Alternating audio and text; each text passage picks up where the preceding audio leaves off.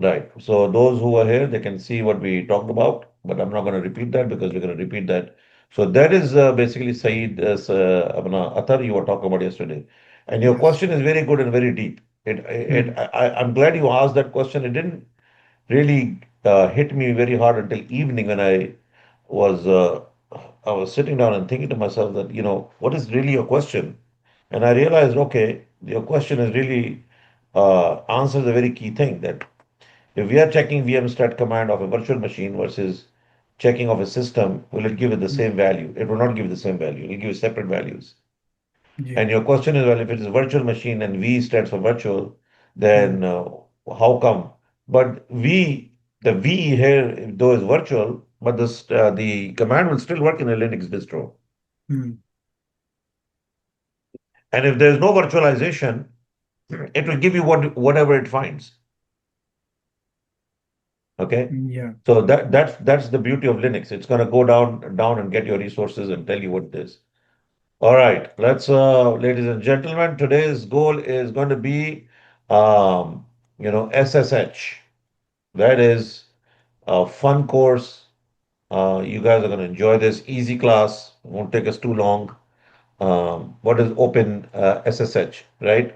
So up until now, everybody has been there are two. Let me show you the two scenarios that we have. By the way, I've added the notes.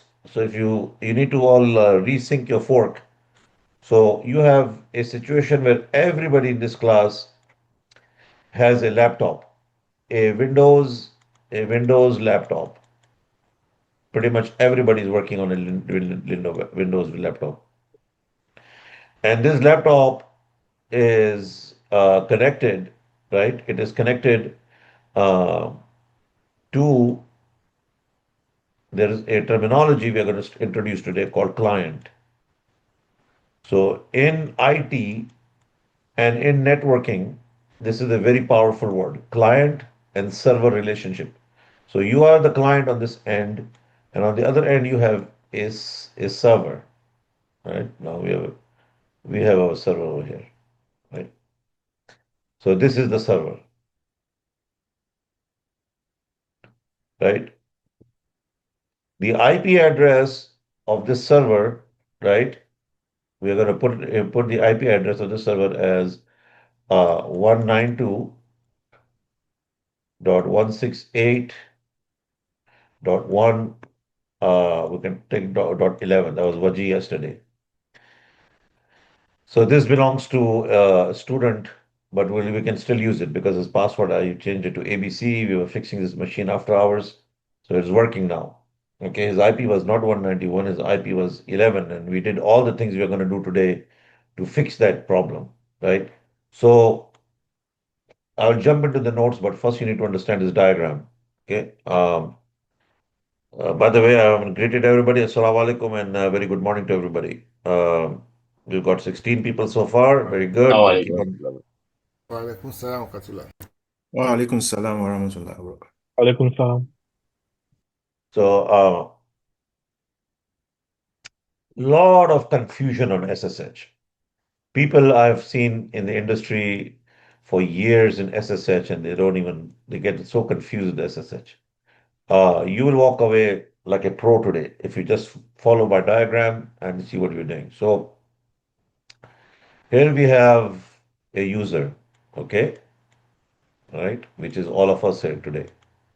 So we also have a user.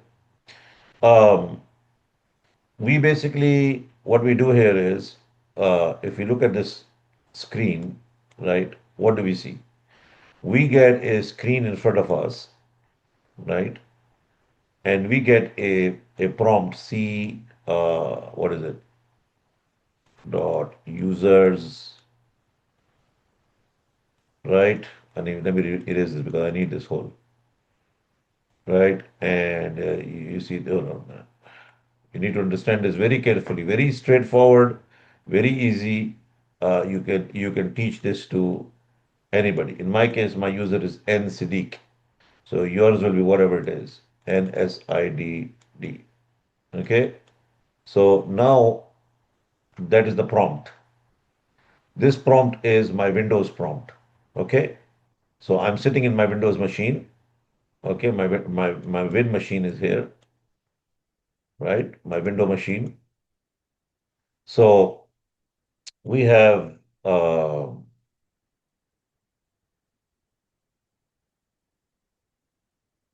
window. So every time we guys have been doing this class, we are saying, okay, guys, let's go ahead and put this IP. I want to connect to this one. So I always write in here SSH, right? And we say root, right? At 192.168.1 dot, let's say 11. Okay. So what happens? What really goes on when we type this? We see a bunch of screen. When we type this, you will see that we get some kind of output, right? We get some kind of a output. You're going to see them. It's going to say, do this, do this, do this. And then you press yes. And then you do something else. And then it prompts you for a password. So we want to demystify all of this stuff. This is the stuff we want to demystify. Something is happening back and forth in our system, right, between the client and the server. Okay. So there is something happening between the client and between the server, right? So the first thing is that you have reached out. So as a client, this is your machine, and as a server, this is the server you're trying to reach. We are making a call to the server, right? Okay, and we are trying to reach the server with our IP. We put in the IP and we use the SSH. Right. And people will say, oh, it did not work because there was a firewall issue. So we're going to write some words here so you'll clarify. Okay, I tried to reach and there was an issue. So somebody says, oh, it's a firewall issue. Okay, that's why we're going to study firewalls next week as well. Is this a firewall issue, right? Um, so we need to understand what is going on with this IP. So we put in the IP address over here, SSH, and the IP address, right? Or basically, we give the user, we have to provide a user. The syntax is this user at, and then you put an IP address. This is the syntax. Okay. And if you see the syntax, the user here, this is the user, right? And this is the IP address that I have put in here.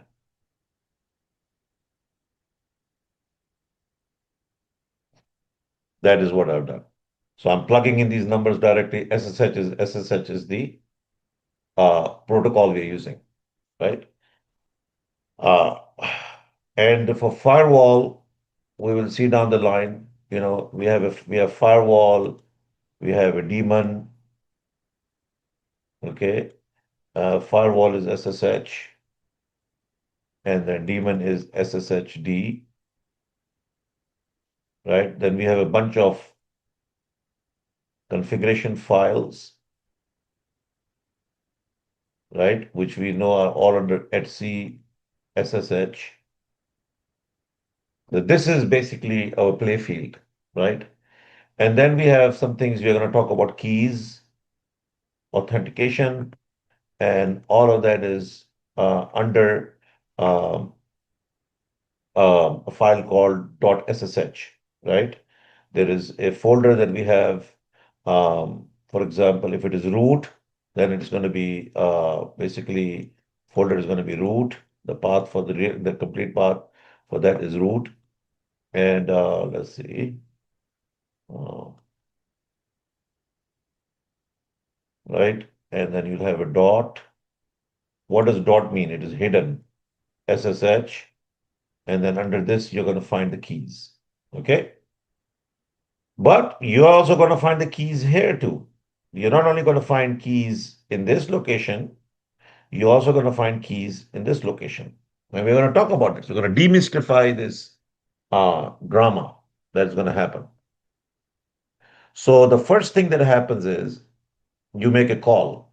Okay? You make a call to the system. Hold on a second. Where do we have? I want to make sure that I have it in my notes of the OpenSSH. Yeah, we'll come to the notes of that I've posted in day 66, which is today, right? So we have done an initialization over here, right? We have initialized a connection. We have taken the first step, step one. So this is our step one. We have done an initialization over here, right? This is like we have initialized our step one. So by initializing, we are basically initiating a connection. So this is your SSH server, and this is your SSH client, right? So the word that you will see, we call it SSH client, where the SSH is coming from, and this is the SSH server. You will see this terminology a lot, so you don't be confused. But basically, we are going from the client to the server. Our job is this straight line. We're trying to connect between the two points. So when this connection reaches the server, right, the server now decides to send you back something. Okay, it's going to send you something back. What it's going to send you back, ladies and gentlemen, is that in this configuration folder, you have some keys. You have some public and private keys. We're going to talk about them, right? So there are some keys. These keys that are there, it's going to send that key back. So, so uh,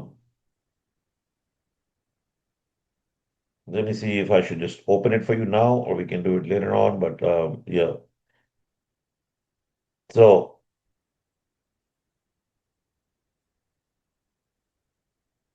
maybe I should open the file.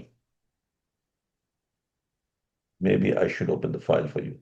Okay, so we'll keep this diagram, and I'm looking at the notes that I've given you guys, and also at what I'm. So the user I'm gonna use is root, right? You can see here the user. User is going to be root at. I'm following this syntax that is in front of you, right? You can see all of this line is following the syntax that I have over here. Okay. So 192.192 dot. You guys can go in. Before we do anything, we're going to do a test with everybody. Dot 192.168.1.11, right? And I'll hit enter. Okay. For now, I'm showing this. Okay. I'm going to reset this for you, and we're going to talk about it. What is it called? SSH. Uh, keygen hyphen R 192.168.1.11. Okay, so now I can. Uh, so what I've done, you're going to be able to do also. So when I hit this initially, I will get this kind of a message. Okay. Right? I'm going to get this kind of a message. It can be established. ED 51 key fingerprint is what it's showing me, right? What it is showing me up in front of me, ladies and gentlemen, is ED. I'm on my which machine? I'm on my Windows machine. Okay. So I'm going to click no. Okay. Control C. Okay. So what I just did is I did an initiation, right? I tried to initiate a connection. Okay, that's my initiation. Hit enter. Okay, now it does something. Okay, now if you look at this carefully, if I remove all of this, since you already understand all of this, let's remove all of that, right? Um, you already know all of this, so I'll remove that. Okay, and then let's make this a bit smaller. Okay, good. This way we can see it. So what is happening here? We have initiated this. So part one is done. Step one is out of the way. This was step one. When you entered, when you entered this one, right, and you hit the enter key, that was your step one. Okay. Now, what happened next is that it said the authenticity of the host. This is the host, right? The authenticity of this host can be established, right? But it says, hey, there is something here. ED5519 key fingerprint is this, and that. Okay. What is this? This is your step two. This computer has sent you the host keys. Host keys, right? These are host keys. And it's sending them back to you so that you can have these keys. If I hit yes, I will accept them. Okay. And we see some messages here coming is because we had we will talk about this later on, but not today when we talk about DHCP. Then we are going to clear all of this up.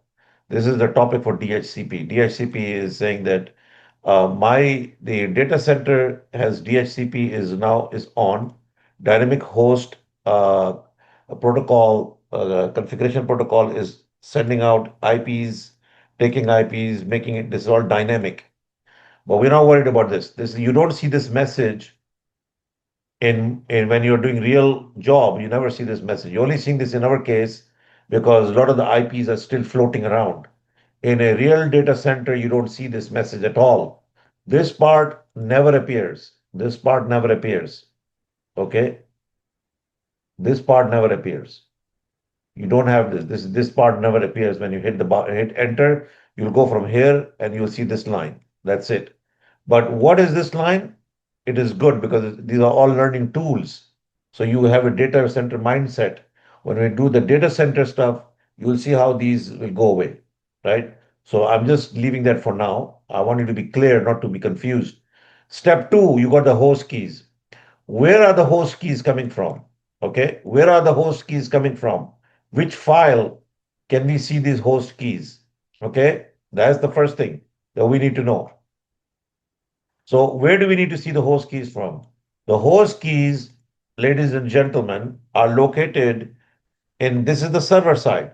Okay, all of this is the server side. All of this information here is server side. Okay, all of this we are looking at here is all on the server side inside the 192.168.11 server. This server, there's something maybe we have to look at firewall. That's not today. There is no firewall issue at the moment. Daemon, we are going to take a look at that. Right now, our focus is on this part.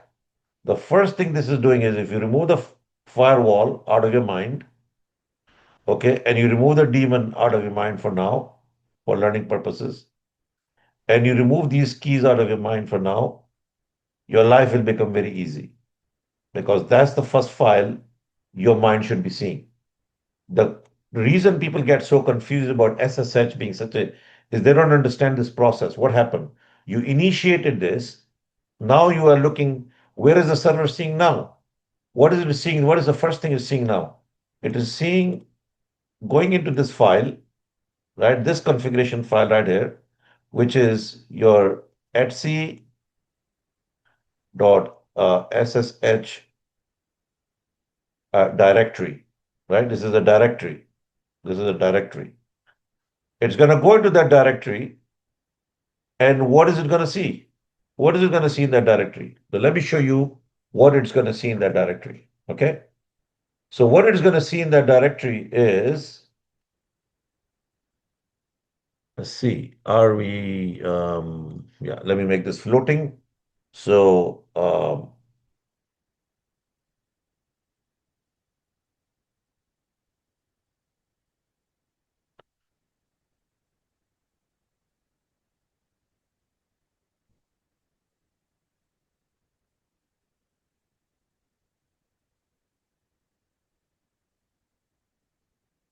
So we're going to bring this server over here. Okay. We are going to bring this server over here.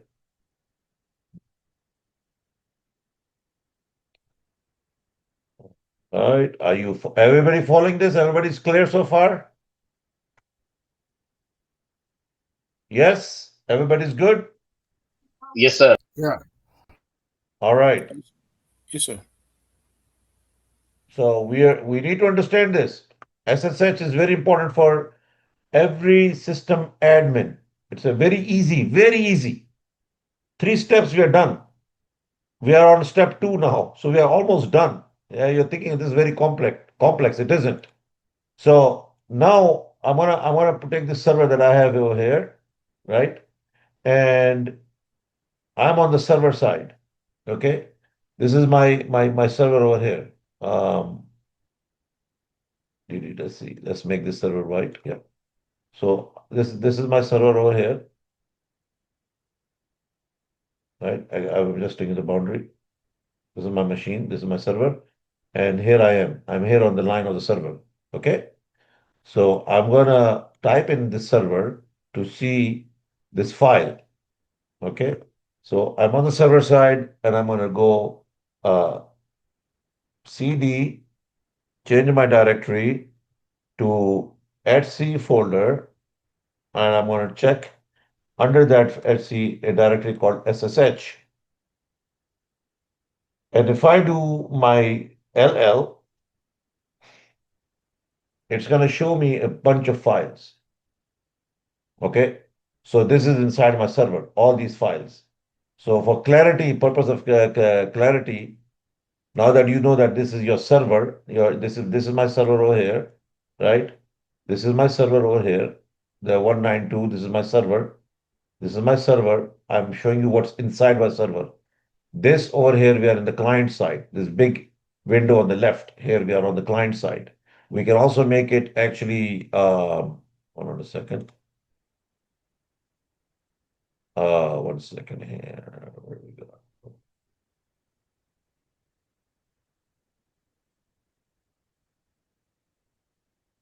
We can actually make it.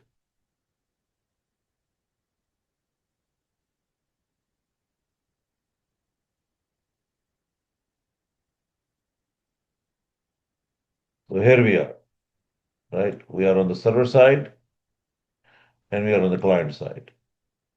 There we go. We got the server and we got the client. In fact, we can move this guy over here now, and that takes our server. And this is our client side and server side. Good. Wonderful. So what do we see on this side? Okay, we are going to leave this alone for now. I want to still say Control C, and I want to CLS. I want to just keep this clear for now.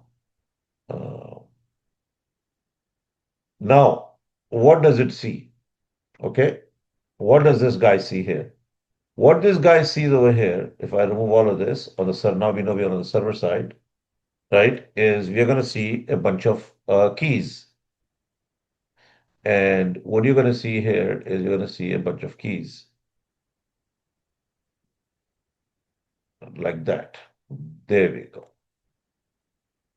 Now, if I open this for you a bit, ladies and gentlemen, I'm gone into that folder, which is the first thing it has found. It is that directory. And you see that you have got a bunch of files. You have SSH host, EC, DSA key, host key pub, SSH ED 25519 key, uh, and the public key for that, RSA key, and the public key for that. Anybody who understands this or have dealt with it, tell me what are these keys and why do we have so many keys? These keys are permanent keys. They stay. Do not delete these keys. Okay? Because when your server is reaching out, when this guy is reaching out, right? It is reaching out, it comes into this machine. This machine, ladies and gentlemen, I'm now going to clear all of that for you. So your mind will be clear what we are doing with real files. Your machine, this server is going to go look into the etc folder, SSH, and then what does it find? In here, it finds a bunch of keys, right? There is the RSA key, which is the old Linux keys. Then you have the ECDSA key, which you can see over here. You can see the RSA key over here, and you can see the ED25519. ED25519. Okay, key. Now, what is the difference between all of this? Okay, this key where you see the .pub public, this is the key, the .p. This .p file now is the file that the server brings it over here and passes it all along. This is the host key, this is the host key, and there you go. It now brings this key from all the way here in this file. Anybody who doesn't understand what I'm doing right now, stop me. Don't keep on going and try to watch this video 20 times. This is easy. If it is confusing, whether you're an expert, you're a pro, I don't care. Just ask, do you understand what we're doing here? Yes? Are we good? Yeah. Are we good, everybody? All right. All Yes, sir. right. Yes, sir. I know there's no football match I'm going good. on. Not until next week. There's no FIFA.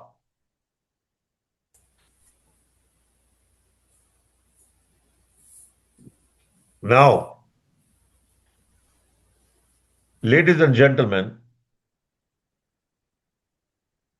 we said that the when you initiate an SSH, it goes to this folder. What directory does it go to? It goes to the etc SSH as part of your step number one initialization. So when you make a call, this is called a call. You make a call like a phone call. You're calling the server, say, hey, I'm giving you this IP. I'm the client. You're the server. What does the server say next? He said, okay, hold on, client. Let me go into my etc SSH folder and let me give you a key. Okay. This is all encrypted keys, by the way. Okay. These are encrypted keys. All right. These are encrypted keys, ladies and gentlemen. And there are a bunch of keys. There is the old classic key that, so what is Linux at level version 9, Linux 9, Linux 10, when there used to be the days of Linux 6 and 7, these were the hotkeys. If you look at all YouTube videos, they'll talk about the RSA key, right? And so this RSA key is just a level of encryption. Okay, how well do you want to encrypt your key? Right, that works. If you use this, you'll still be fine. Today's modern SSH client and servers negotiate. This negotiation that is happening, this is a handshake. The client is trying to shake the hand of the server. The server is saying, okay, let me give you, uh, let me go ahead and give you this ED25519 key. It will not grab this one, the one I've highlighted, that is the key that's inside the system. The one this server is going to give you is this one over here. It's going to offer you, ladies and gentlemen, it's going to offer you, right? So we have gone over here, right? And then from here we went to this file, and from this public key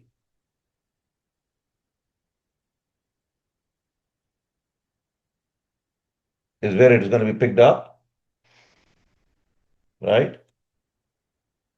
So we went up into that file, Out of that file, we grabbed the public key. What key did we grab? We grabbed the SSH under host ed 25519 underscore key, which was public. It grabbed that key. Whatever is inside that key is an encryption, right? And now it passes that inscription known as the host keys over to this machine. Now you are in your Windows machine, right? We are in the Windows machine. We are in the Windows machine. Now, when we get back into the Windows machine, where are these files going? Okay, where are these files going? And where does it just drop it in abyss, in thin air? So when we go in here, we see okay, it has. Now another thing that I want you to look at very carefully, ladies and gentlemen, that most people don't talk about. Almost 100% of all YouTubes don't talk about. Almost 100% of impractical people don't talk about.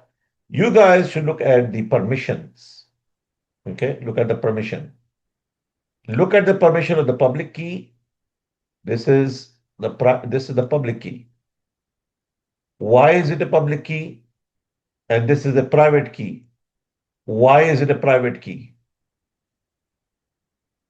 Okay, this is private. Why is it private? Why is it public? Can anybody look at those two values, those to tell me why one is public, one is private? Look at the permissions and tell me. Others cannot Yeah, the read. permission. Okay, sorry. You can talk. No, Yeah, I go was ahead. just Go ahead, saying. Saeed. Go ahead, Saeed. Go ahead. And Saeed, you can also talk, but go ahead, Saeed. Go ahead and give me an answer. Which of the side? Let's say. Kamotola? Yes, Omotala, go ahead.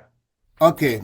Yeah. The public key, the permission is Right? read write for the owner. Yeah. The group is only read, Yes. no execution, no write. Yeah. Then other users is just read. They cannot write and they cannot execute. Exactly. Because our very good. Correct. Very good. Athar, thank you. Yeah. Adelo Adedeji. Tell me. Tell Yes, me. yes, Do yes. you agree? Yeah, the read is on the public, while Yes. on the private, the read is not there. Is not there. Thank Yeah, you. Thank you. Very good. This is the clarity you should have in your mind. People are there's a public key, there's a private key, there's a public key, there's a private key, and everybody just okay. This will send the public key, then you will keep the what is the private? My brothers, ladies and gentlemen, you don't need to waste your saliva. You don't need to talk so much. All Linux is telling you is the reason why one is public and one is private is because the way the permissions are set on those files. So this one has no read. As Athar, you were saying something also. Athar, go ahead. No, I was just saying that public key, even others have the ability to read, but the private key, like no, others don't have the ability to even Very read the good. private key. This class is on the way. We have talked about the user, the owner, the group, right? And then others, others. This is how we learned about the permission. Read, write, execute, read, write, execute, read, write, execute. This is 777, 100 permissions. But you look at this one for the private key, for the private key, the permission is read, write, and then for you, and then only read for group, and nothing for others. This is the client is others. Anybody, 100 people trying to log in, they're others. They're not group. They're not the user. The main user is going to be always who? Root, right? Root is always the user in the case of SSH. So The permissions here are coming out to be what? If you look at read write, right? I can run a stat command on this and show you. But read is what? 4 plus 2, which is 6. Okay. 640. That's the permission on this private key. The public one has 6. That is because you have read write. There's read write is 6. 4 plus 2 plus this is 4. This is 4.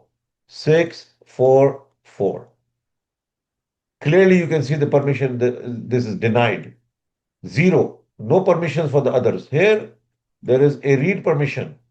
So that means when I send this key with a read permission, I've given it a read permission. So what happens? This machine can read it, right? If this user is others, right? This is others. So they have got read permission. They can read. So we are giving read permission to this file. So when this file is traveling all the way over to here to this point, by the time this file comes over here and it hits the system, this Windows machine that you have will be able to read that file. Okay. So when it takes that file, where does it take the file to? That's the next thing you need to know. All right. You guys are great. I'm very happy. I'm very happy that people have been able to identify this. And now you can value your learning in terms of file permissions. Okay. How important file permissions are, how they're working in real time. When we do Git, we are going to talk about Git today also. Git is using the same method. When you open your account, and we are going to do part 2 of this class after break, we're almost getting to an hour. And I want to end this topic for today because then we can do the next topic. Okay, so now the keys are here. Where are they going? Okay, we need to locate where are these keys going. Okay, we have initiated that. We have done the step 1. Everybody understand that. We can clean it up. We know that it is all others. We know all of that. Now you can see smoothly what's going on. Now these files have made it this far. So we need to go into the Windows machine, right? And all of you can run a line called dir directory. Okay, the directory will give you a bunch of lines. Okay, now let me make it short, small for you. When you run dir on your machines right now, you're going to go down and you will see just like any machine, right? You have Copilot, Git config. Here you go. VIM VirtualBox, VS Code. It's just showing a bunch of your documents, your downloads, right?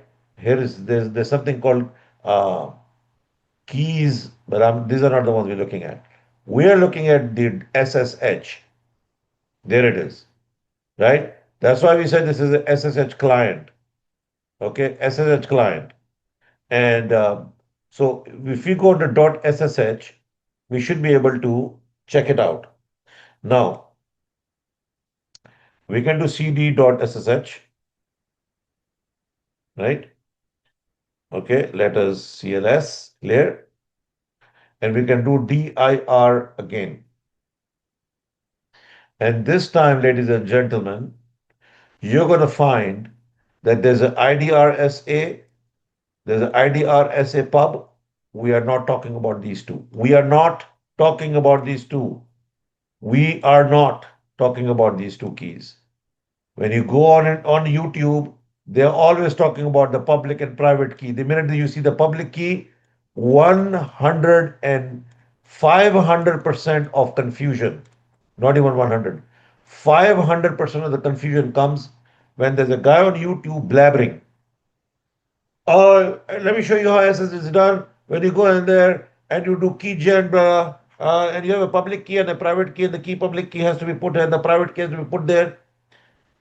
Ladies and gentlemen, the public key I'm talking about has nothing to do with these two keys. So you cannot come out of NIT being confused. I can tell you that 100%, right? And so let me erase this. Let me erase this. And let me explain this to you one more time. So we are sitting at this point. Let me take it a bit up and let me take it a bit down and let me remove this guy. Actually, let me remove this guy out of the other way. Let's remove this out of the way. By now, you should be clear what we're doing here. But I'm going to leave these two client server diagram because all our networking class is going to talk about client server, client server, client server. All IT is about client server. All topologies are client server. So this is your introduction to what client server is. So a lot of people ask me, when are we going to do networking? Or how much are we going to do networking? If this class ends in the month end of August, don't worry about it. Be become a master and learn how to make money. Don't worry about if we extend the class by 2 more extra weeks. It's to your benefit. Trust me. So we are not here to finish the class and we are done and we are going to run away and we are ready to start the next class and we want to charge more money so we can get rich. That's not our way of doing things. We are here to build capacity. And if it takes us 2 more weeks, 3 more weeks to bring this knowledge to you, we will spend 4 more weeks, even if we have to, or five. But I guarantee you that the month of August to the first week of September is when this class will end now. So, this file, this file, where did it go? Right? So, this file is going to go into a file called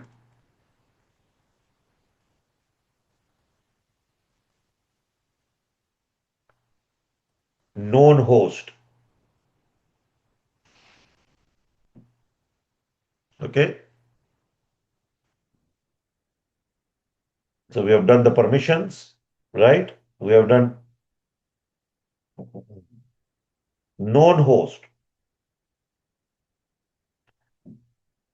So this is where these files are going to end up in this folder, okay, under the known host. So I'm going to break it down over here, and I'm going to say this is going to be under your known underscore hosts.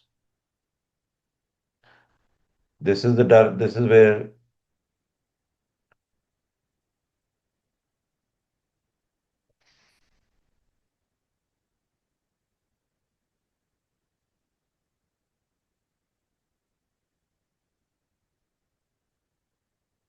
that's it. So this is where that public key is going to come inside here. Okay. So now we're done. We're gonna demonstrate all of this. So this part is done. Okay. Now, so the client, the host key is now done. So we have gone into uh, initialization. Okay, and we have number two over here where the public keys because we can read them. Remember that all the time. Public keys because we can read them. Private keys because we cannot read them. They're private. Others cannot read them. So public keys are the keys that we can read them. They have the permissions on the others to read. The read permission is on it. So the read permissions are on, comes on back to the client. The client looks at that key and takes and puts that key in a folder. Windows puts it in a folder. The path of that folder is in front of you. It is your, and I've given that path as well in the notes. And we'll open the notes and we'll go through them. It'll become very clear to you at that point in time what these notes are all about. Okay. So now that it has done this, it now establishes a tunnel. Okay. A tunnel, like a VPN tunnel, right? It opens a tunnel between the two machines, right? It creates a tunnel, like a pipe, right?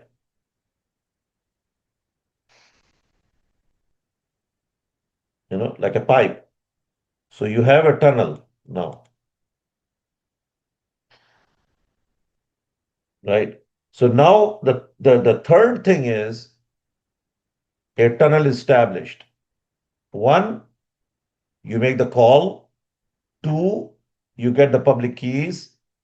These public keys get stored on your known host. Do not confuse this two, brothers and sisters. Friends, buddies, forget about everything here. This is old. Don't worry about the old part also. We'll talk about it later on.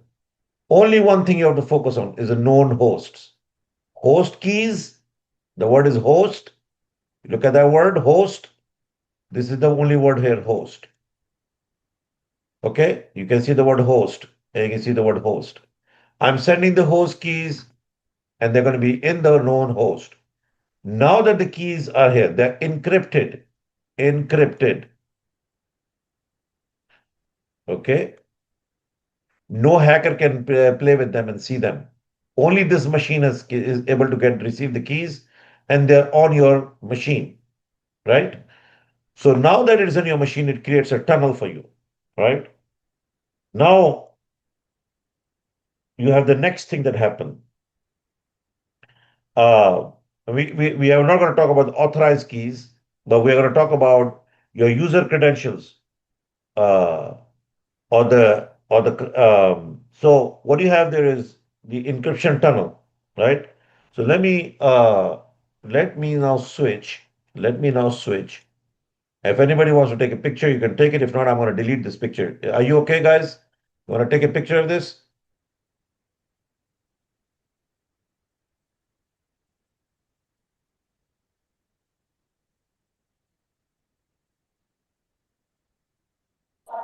Yes, yes, sir. I'm Okay. done.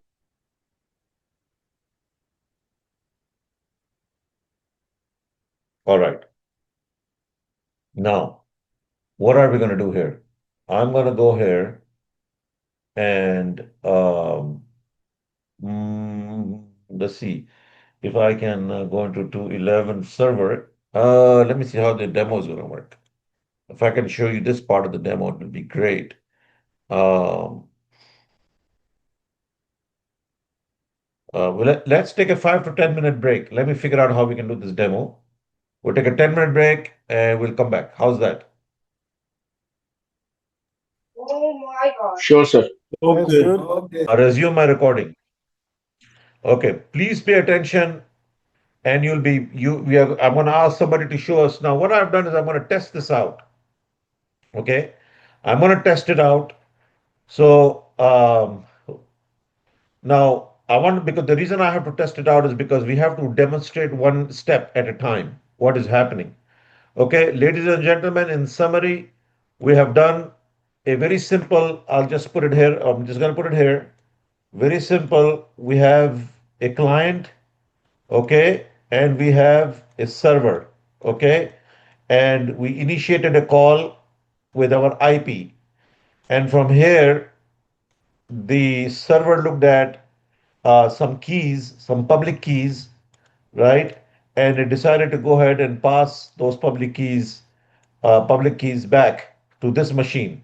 Now, our class discussion part two of this class, and there's a part three to this class also coming. So don't think that this is the final part. I think within 45 minutes we'll be able to close this class. This is the most difficult part, and if we have covered almost 80% of the most difficult part of OpenSSH. Okay, if you understood these two handshake, if you understand this handshake, you are doing very well. You are at the top of the world, and you are on the top tier of the top 3% IT professionals. Most IT professionals in any part of the world, stop them and ask them, explain to me what is SSH. And they'll look at you with blank eyes. Oh, I've been 10 years in IT, I've been 20 years in IT. Ask them, how does SSH work? How does this whole process work? How do you actually get these keys and what break it down for me, explain it to me. How do I come in from Putty? How do I come in from Mobile Extreme? How do I come in from a Linux within the Linux environment? How do I come from my Windows laptop? Explain it to me. How does it work? And I'm telling you, ladies and gentlemen, you will not find even a certified red-haired guy who can explain this to you properly. Because he ended up going and spending a lot of money, and the people didn't want to teach him anything. They just wanted his money. That's why I'm telling you this, ladies and gentlemen, again and again. We are here to master this because the journey ahead of us is to compete with the top 5% of the planet. Of the planet, not 5% of Nigeria or Pakistan or India. Top 5% tier of the IT industry is who we are challenging because we have come to find out there is so much nonsense that has been created in the IT. Everybody thinks it's magic, and there is no magic. It's just people don't want to take the time to understand it. Right? Now, moving on, handshake. We have done part one, we have done part two. We have also examined that we have another, it's like this is the ID badge. You got a ID card. Okay, company gives you an ID card. That ID card is stored over here, right? You have an ID card, that ID card is going over here. Okay, and you have an address book. Think of it like that. Okay, you have an address book. So you have now got that ID card information. So let's look at this part. We need to look at this part, you need to understand very well. Everything else is nothing, is like water. This is the part you need to understand. So that's why I stopped and I took a break because I want to show this to you. I don't have to. Most people actually don't take the time to show it, but I have to. It's on me to show it to you. Okay, now what I've done here is we have, oh yeah, I took this out. So this is the client, okay? Waji Ansari, I'm taking a machine as the client machine, okay? Sure, sure. So Waji Ansari, Waji is the guy on this line. This is his machine, okay? And I'm going to reset it back for you to use, Waji, so you're good. All right? Okay. So, okay. So, sorry. Let's take that back. Let's take that back. Let's take all of that back. This is the machine of the system admin, your Linux system admin. That's all of you. Why? Because this is a Windows machine. This is my Windows machine. I'm a Linux system admin like all of you. We are all the same. There's no sir, there's no madam, G Sahab. We are all professionally same people. Linux system admin. And that's what I am right here. I'm trying to go into this machine, which belongs to, which is a server, right? This is a server. Let me put it here in a different color so we are good. So this is a server, right? This is the server we are going into. And the IP of this server is that we already discussed is 192.168 dot 1.11. This is the machine that belongs to Waji. I'm using his machine. Okay. In real world, the machine belongs to neither Waji, neither Nadeem, neither Hassan or Zakaria or Mariam or anybody. This belongs to a company, and the company will designate this server either as a dev server, either as a SIT server, either as a prod server, either as a UAT server, either as a test server, which is R&D, they call it test servers. Okay, a company, they can call this a Git server, they can call it a guacamole server, they can call it a Redis server, they can call this an Nginx server. Okay, they can call it a F5 load balancer server. They can call it a web server. They can call it an app server. They can call it a database server. Okay, this same machine called Waji for now, Waji or Abi or Mubarak or Sahid, Wale, it does not exist. It does not exist in the real world. This is only because We are using these machines as student machines for your personal use and for you to learn. There is no Waji machine with dot 11. In reality, a dot 11 machine is not a Waji machine or a Nadeem machine. It is either a dev machine, a sit machine, a prod machine, a UAT machine, R&D machine, Git machine. It can even be a Jenkins machine. We are going to learn all of this. Everything you're seeing over here, ladies and gentlemen, you're going to learn. But you now understand that this is a machine, a virtual machine. Okay, and we have not talked about virtualization. What is virtual versus real? We are getting there. Learn this first. So we are going into one of these machines in real life. You're either going into a dev, sit, or prod. That is mostly almost 95% of the time. Then UAT and R&D maybe Git, there you don't do anything there. Redis, maybe 2%. Nginx maybe 2%. Okay, and then web and app servers. If I make that 90%, sorry, then we can go okay 2, and 2, 2, 4, 6, 8, 10. So we can make this percentage will be realistically about I would say 80%. 80% of the time, you're going into dev, sit, and prod. Okay? UAT and R&D, zero. Most people don't get hired, and there's a lot of developer work that is going on here. Git, no. Unless they hire you for Guacamole, no. Redis, 2%. Okay? I would even reduce Redis to 1% actually. From my experience, I've seen that going into Redis is almost literally almost zero, 1%. Nginx 2%, Nginx and F5 on same, so 2%, 1% each. Web, yes, 2%. App, 2%. Okay. Database servers, very low, 2%. 2, 4, 6, 8. Yeah. And then we can increase the web. We can increase the web to about uh, web and app to about 5 here. We can give 5%, 5% of the time. If okay, and so let's say 2.5, 2.5. Database, if you're not you're not hired by a database team, most Linux admins do not get a job with the database team. That's Oracle and stuff. So you're going to be literally database 0%. They will not give you any access to database. Jenkins, uh, you're not going to touch Jenkins either. But you can open, you can Linux into it. You cannot do much. Your permissions are literally, others have no permission. They will only give you like a graphical user interface to play with. So you just play on the key on a graphical user interface. You have no other permissions. You can't touch Jenkins. Okay. So this is kind of meant setting the mind for DevOps. What is DevOps? Right? All these servers, these are the names given to this machine that we are going to call this machine today by the name of Waji or Omotola. Okay? So today's machine is that belonging to Waji.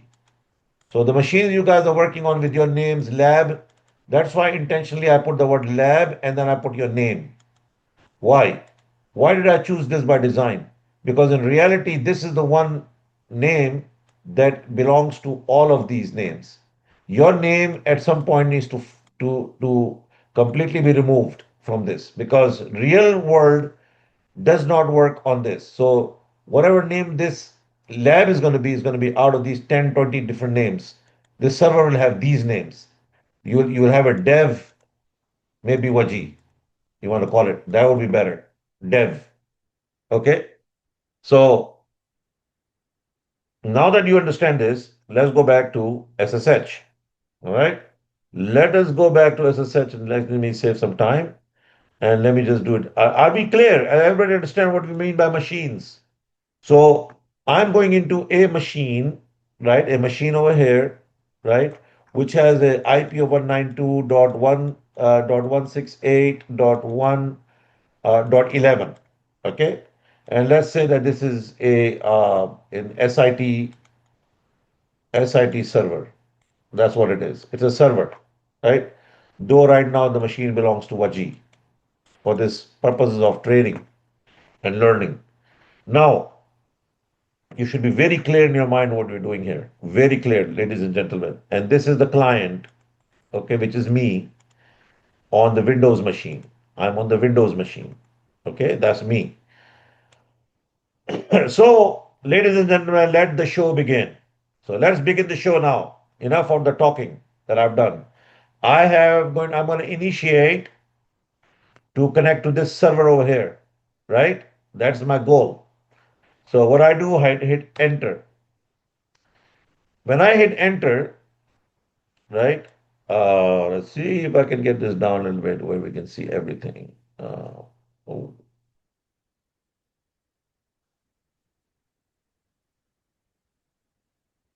yeah.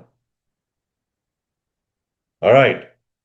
So the authenticity of this host, okay, this host can be established. Fine. This host on your right hand side, this server, .11 server, is saying that I am about to give you a key fingerprint, which is encrypted. Okay? This host key is known by following other names and addresses because from my machine, I'm also going on every student machine. So my machine is showing this. Your machine will not show this. Any of you right now, when you want to go into a machine, you're not going to see all of this. You're seeing in my machine because I'm a system admin at the data center. I can see everybody's machines. Everybody cannot see everybody's machines. So keep that in mind. I am the ultimate super user. Okay. Now, are you sure you want to continue connecting? Meaning, are you willing to accept the fingerprint? What fingerprint, ladies and gentlemen? It's saying ED5519 key fingerprint. ED5519 fingerprint, which has a read permission on it. This file, ladies and gentlemen, is about to be sent over and it's saying I'm getting ready to give you this file, this particular file. It's coming over here. Do you want to accept this file? Do you want to accept this encryption? What do we say? We are about to type yes. But I'm going to show you something here. If I hit this enter, okay, what do you see here? SHA256ZMXPLLM506 blah blah blah SHIZMXLL5MRHWF. Same thing. This is the encryption. This is the fingerprint. You all have 5, 10 fingers, right? Every time a baby is born, the mother and the father they check the fingers. Right? Does the baby have all the fingers? And they raise their hand and say, Alhamdulillah, thank God. The child has 10 fingers. So it's a fingerprint, right? This command I'm running here, right, is confirming, and I have it in your notes, is a test I'm doing. I'm running this to check, am I giving you the right key? Yes, that is the key I'm giving you. That is the key that I'm offering to you, right? Now, there's another thing we can do here. We can cat this key. I hope it works. Um, and you can't really see that because this is encrypted. That's why in teaching, now these keys are not going away, right? This 2551 is saying, hey, you don't see anything here because it is encrypted. You can't really see it. This one, when it is sending it out, is showing you what that encryption looks like. This is the same key that is coming out of here, but because if you open the file, you people get confused. They say, "Oh, I'm opening the file, I'm looking at the content, but this content does not match that content." Well, this fingerprint, this is here is encrypted. In case anybody goes in here and thinks this is the key, it's not going to work that easy. Okay, it de-encrypts it a bit for you. It shows you this is the encryption. This is what we're looking at, right? The key itself. Now the key is when you say yes, I'm accepting that key, hit enter yes. It says permanently added ED5519 to the list of where? List of what? Known hosts. List of known hosts. And then it has closed the connection to port 22. Okay? It has closed that connection. Now let us go in here and see.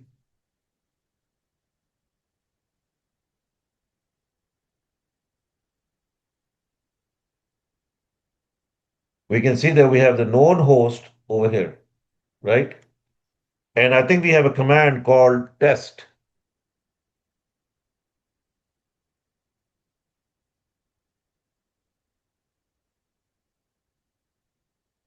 What is the command? Because they don't have a cat command in 1 second. 1 second. Okay, well, let's continue. Let's continue. I don't want to go into searching the test command for Windows. Okay, so the what you got here, the 669 is brought here. Now what's happening next? Okay, the next thing that is happening is that we are all sitting in a Sorry. VPN.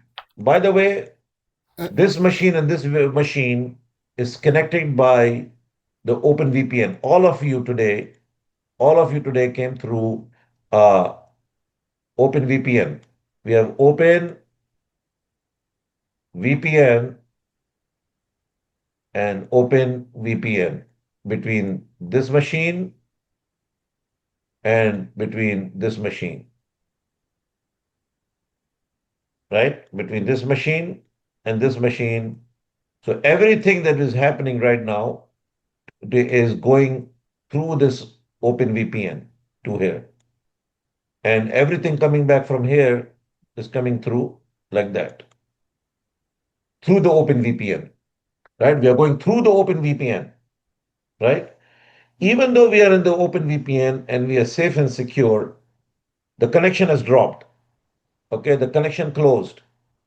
Okay, so now that the connection is closed, though you have received the ID card is there. Then this machine and this machine have done the handshake. They went back and forth.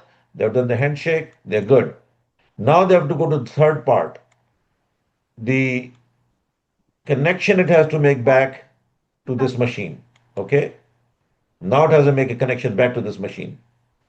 So clear all. What do we do next? Now we will go CDDD, CLS, and if you go back here, and if I pick up the IP address again, one more time, and I hit enter, it does not ask me for anything. It has now taken me to the next stage, right? It has cleared my security check number one. I'll show you in the notes. I have this word security in the check number one. We have got the ID card, we've got the keys. So next, so before a single letter of the part of a password is typed or sent, the window client that you're seeing on your left-hand side and the server use the keys they just verified to build a secure encrypted tunnel. What when you see this command inside the OpenVPN, we are inside the OpenVPN, right? Let's say this is OpenVPN,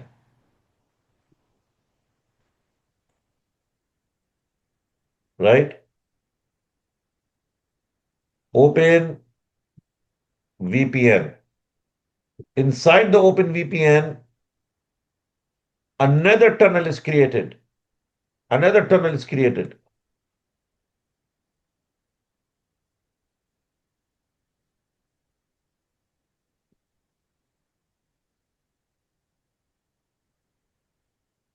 Another tunnel is created, right? This time, this is called a session, a session tunnel. We are going to learn the 7-layer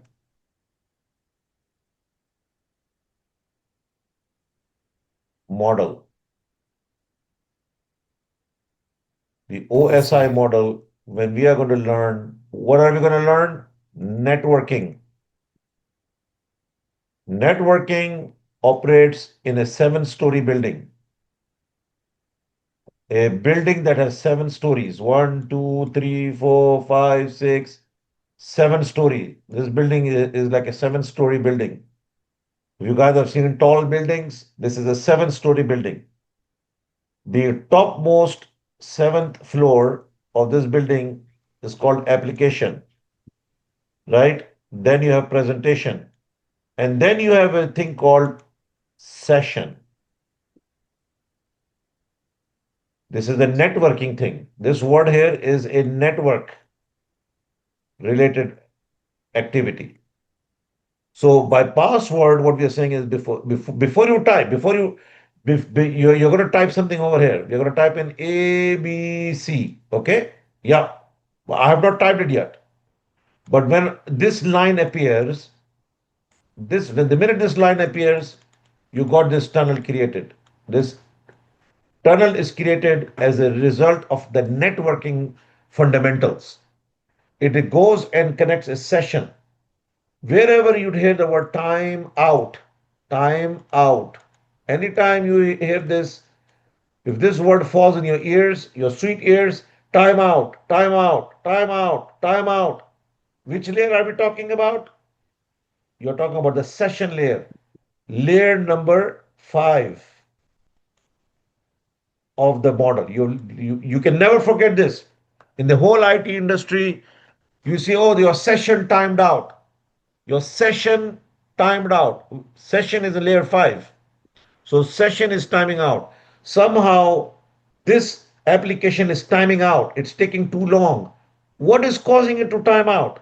Very likely this OpenVPN. This OpenVPN, drops it, if it closes suddenly, like for a millisecond, this tunnel will close down for that time and your session will time out. This guy has to stay up and running without a fault for this to not time out. Are we clear? Are we clear? Are we clear? Yes, yes. Yeah. Yes. Yes. Yes. Okay, okay. Let's be very clear. I know these are Sunday and stuff, and it's the only time, and people have to work weekday. Everybody's tired. No, I mean, I hate being on Saturday, Sundays, trying to learn something because it's not easy. But hey, this time will come and go. And if you're making money and you're teaching people, this time will be the most valuable time of your life you're investing in. Okay? So look at it that way. It's not easy, but look at it that way. So now what happens before a single letter is typed here, before a single letter is signed up here, a tunnel is created. Number one. So this ensures that when we type the password, it is completely hidden from anyone who's trying to steal or take it away from us. That's the reason why this timeout is so sensitive. The timeout session is a protection by itself. Like, okay, nothing happens in 5 milliseconds or 5 seconds or 3 seconds. Terminate the session. Something could be going wrong. By terminating the session, it's a safety feature. It reduces vulnerability. Okay. Now, so the Windows client is asking you, this is the window, you're in window, right? Once this tunnel is established and secure, which it is right now, you can see it in front of you, it is established. Then you see this thing appear. This window, this line appears only, only when this tunnel is there. This line will not appear if this tunnel is not there. No one on this planet teaches this, ladies and gentlemen. That's what I'm saying. You are going to be on the top 5 tier percent of the people in the world who understand this. Okay? To compete with the world, you need to be in the top 5 tier. The top 5% people in this industry don't know this. Barely they know this. Only those who have been around enough to know it, they know the science behind it. Why do we need to waste our time? The reason why you understand this is not wasting the time.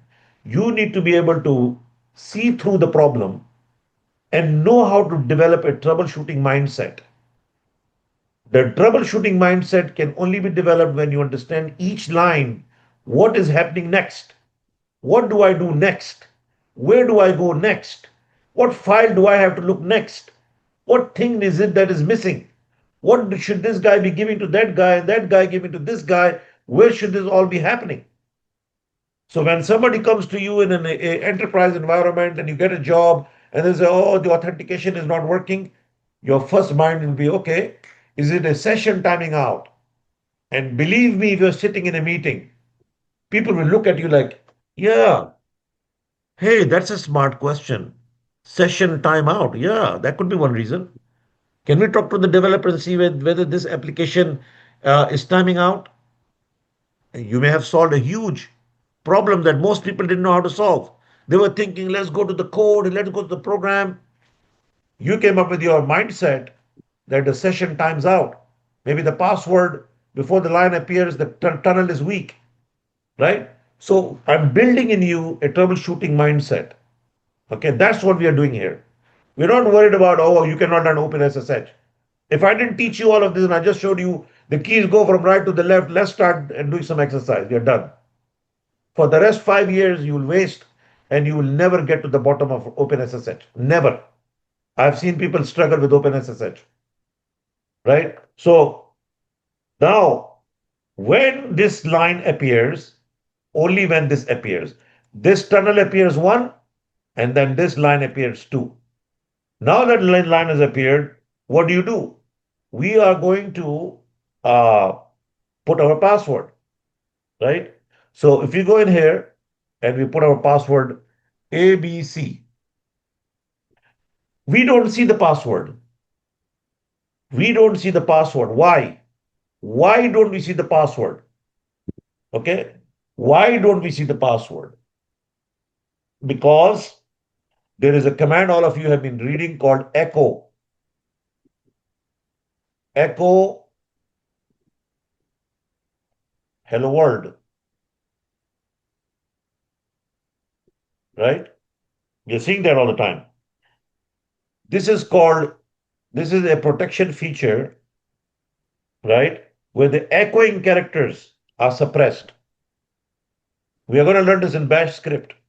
In bash script, when we learn scripting, when you write a script, if you do not suppress this, meaning you don't want to echo what is being typed here, A, B, C, we are not echoing anything.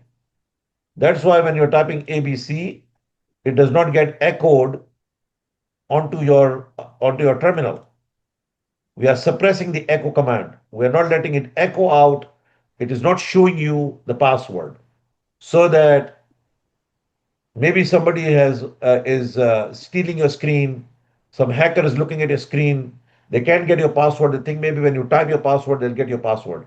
So by keeping it hidden, not echoing it, your password cannot be seen. Now we're done. The class is over. Let me show you this. Now, um, so where is that at? Where's my annotation? Okay, delete, clear all. Now easy and straightforward. What do?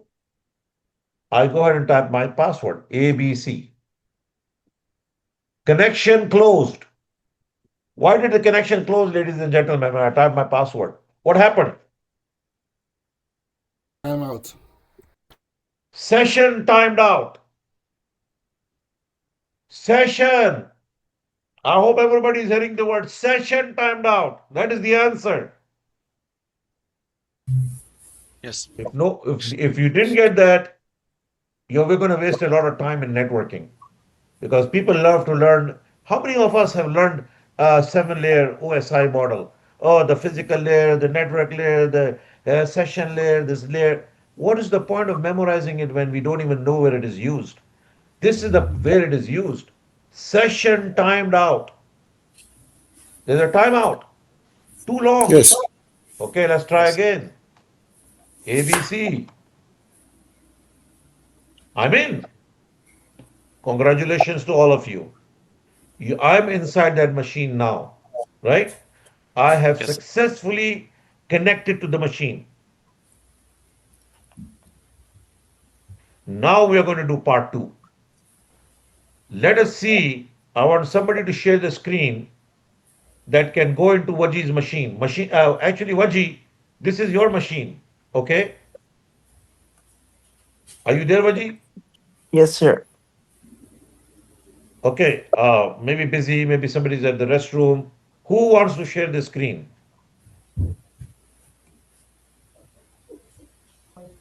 Who is ready to SSH and show us that they want to get into their Linux machine from the window machine? I can share my screen. Okay. Good. Great. Now, hold on a second, buddy. Let's see. Uh, so this is your lab. You've already been able to get inside your machine, right? Okay. You're going in from. Oh, okay. So on the left hand side, I want you to exit. Type exit. Great. Okay. Now type. Now, can you make it a little bit bigger so people can see it?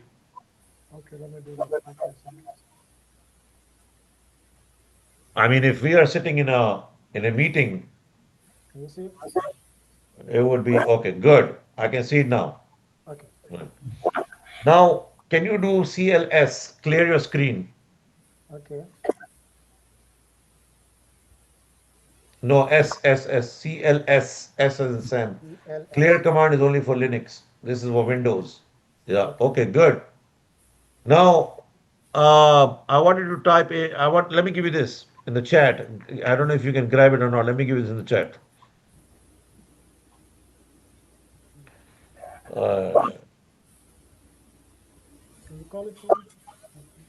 Uh, what we want to do here, ladies and gentlemen, is number one. I'm going to give you the key. It says SSH. I'm going to give it to you. I have an R. Okay, and then you put the IP here. Take that. I've just sent that in the chat. Copy that. Copy that and put it there. Yeah, you can keep that on the side. You can maybe put those windows by side. Move your window to the left. Shrink it to the left. This window you have, move it to the left. Very good.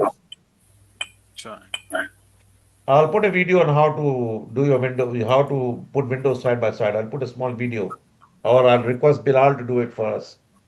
I think Bilal can do it. He's very good at that. So he can show everybody how to put your two windows side by side.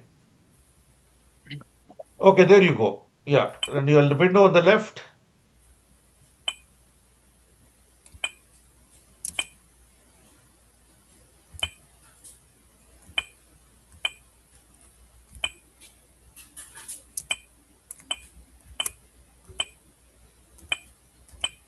Let me pause this for a second and see. Okay, well that is your Linux window. That's fine. But right now we are practicing using going into your Linux machine. I like that. That is very good when you're practicing this class. I want you to set it up this way. I like that. That's great. On your left hand side, right? What you're gonna do is, that's fine. That's fine. Keep it this way because you don't have your second machine open. So go ahead and on your right hand side, put that command I've sent you and the chat.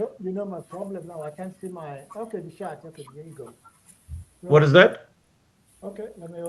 We can't hear you at all. Oh no. We cannot hear you at all. Can you hear me? Yeah, Yes. we Now. cannot hear you. You're not audible to anybody. Can you talk now? Yeah.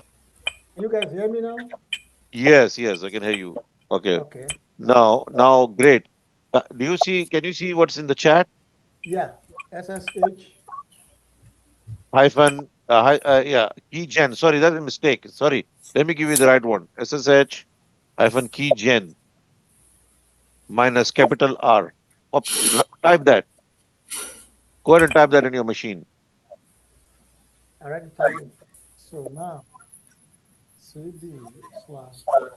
No, space.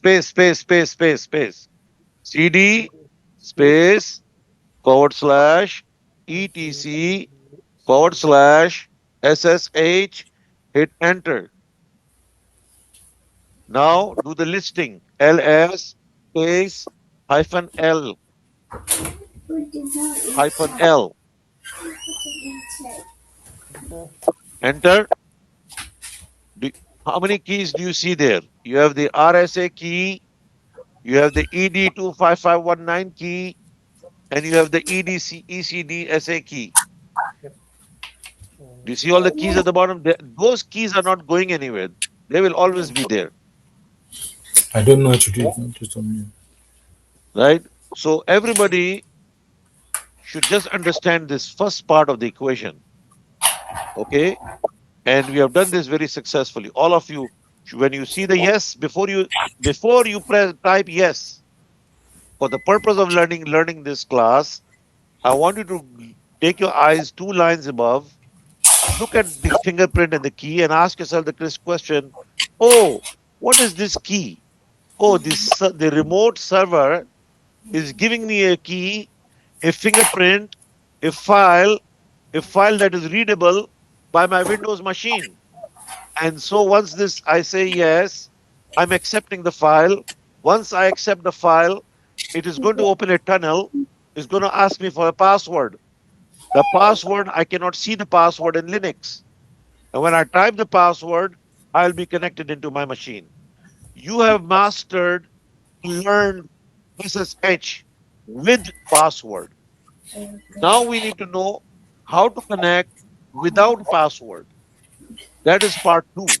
Connecting with password, connecting without password. So we are going to take a 5-minute break. We're going to come back. I'm going to open the notes. Thank you very much, Waral. This is Waral, right? Thank you for sharing your screen. Thank you for taking the time and So, participating. Anybody has any questions? yes, I have a question. Yes, sir. Now, the first command he ran, SSH keygen hyphen capital R and his IP address, is that necessary before we Only do the for SSH? no, you can do that anytime. Yes, and as a lot of people don't, a lot of people, very good question. A lot of people do not even teach this. Why? Because listen, maybe you're trying to go to a machine and you want to, you're not sure. Maybe there's an issue coming up that is a weird sign on that needs to be. You can clear your Windows folder with that particular machine. So by saying minus capital R, it means remove. Remove the key that was generated by the remote host. That host, maybe .67 host in the past, you connected to that host. It has given you this information, and maybe now some things have changed and you want to reconnect, but you're having some issue. You're troubleshooting SSH issues. One of the troubleshooting lines is always if you are on your client side. Again, do not run this on the server side. When you are the client and the client is having problems to connect to another machine, one of the troubleshooting tools in your bag of tools, like a car mechanic, you have a tool. This tool is key SSH hyphen keygen space minus R remove 192.168.67 keys from my machine. Remove anything that has to do with this machine. I want to start a new clean paper. I'm starting all over from the beginning. This is one tool in your toolbox to clean out the keys and start afresh. Make sense? Yeah, You don't yeah, have to use this. You don't have to use this. But if you are put on the spot and somebody says, Mr. Saeed, uh, yesterday I was able to log into that machine .67. Today I'm not able to log into the machine .67. You should close your eyes. As an advanced top 5% of system admin, you run that command, close your eyes and run the command, clean the keys out, start all over again. SSH. It's going to, maybe the keys are changed. Maybe something happened on the other machine during patching because those keys are permanent keys under the @SSH folder that we just looked at. Under that folder, those EDSCA keys, they never go away. They are always there. But what if a company decided to strengthen the security? You have a company, by God grace, that company has got new business from the city you're working with, some big contract. You decide that, those keys are being used by Nadeem and Mohammed and John and Abby and my Nigerian team and my Canadian team. You know what? We are going to put in new keys in place of that. We're going to generate new keys and we leave them there. So the users in the past cannot reconnect because that fingerprint is no longer there. So one of the troubleshooting things is run the -R command, clear it out, start off with the new keys. Make sense? Makes sense. Yes, sir. Any questions? Any questions on this? We're going to take a little break of 5 minutes. We have come to the next most important part, which is why we are learning SSH. And we have to finish this hour with learning this. Okay? Any Sure. questions? No question. I'm going to pause. All right. So Asim was asking me a question. Why are we doing all of this? Why are we learning all of this? Okay. And the question is very straightforward, which I was explaining to him that in your notes, I have provided you guys with this flow diagram. If you look at this flow diagram in your notes that I have provided to you for day 66, which is today, this is your notes number 2. So now what I'm going to do is I'm going to open the notes. Let me end this. Let me explain this final part. So you guys all remember that you have to say SSH root, right? The user here is a user, is called the root. Then we put in the IP. Then we grab the public keys. The public keys come over here and they get dropped inside the Windows machine. The window machine then opens up a session. A session tunnel is open. When the tunnel opens, now you put in your password A, B, C. Where does that ABC go? The ABC word is checked against a file called etc shadow. Okay? Inside this file called etc shadow, we learned this is part of user management. Under this file, when you open this, if you cat this file, the very first line is going to be root. And there'll be some encryption, long encryption like this. Right? Yesterday, we had a problem with this .11 machine. Waji Ansari brought up a question. He said, Nadeem Bhai, why don't we check if the root is logged? If you put a password ABC and the computer is thinking, here, line, password, and it comes back again and says password, okay, meaning it did not accept the ABC password. Not accept the ABC password. अगर ABC का password वो कबूल नहीं करता, if it does not accept the ABC password, what is the problem, ladies and gentlemen? Two problems can be there. One, the user does not exist 2, the user was never assigned password. 3, the user is locked. 1, no user. 2, no password. 3, password is locked. Do you all agree? आप कबूल करते हैं मेरी बात? आप लोगों को समझ में आ रहा है? Do you all understand? Anybody who doesn't understand this, if you put a password ABC and you're working at a company and they tell you that, all of this went okay, you gave the IP, you accepted the keys by saying yes, your check is done. Check number 1 is done. Tunnel is open. Tunnel khul gaya. Now it is asking you to put a password. When you put in a password, the password fails. The password fails to work. Now you have to come and troubleshoot what could be the problem. The problem could be one of the 3 problems. Number 1, What is maybe it? that user does not exist. I want to eat. Right. Number 2, maybe you have a user but you never assigned them a password. Number 3, maybe you have a user and the password is there but that password is logged. Those are the 3 reasons why a password will not work. If I ask you an interview question, you are SSHing into a machine. Why would I ask you this question in an interview? Because in real life, this is a problem that happens a lot. Okay?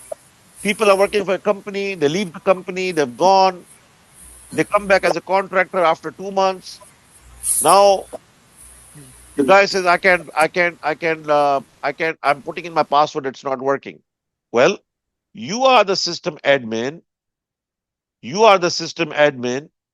Your job as a system admin is to answer the question, why cannot, why can we have this user, why can they log in? They put in the password, it is not working. So you have to come to the server side and you have to do the following. What is the following we are going to do? Okay.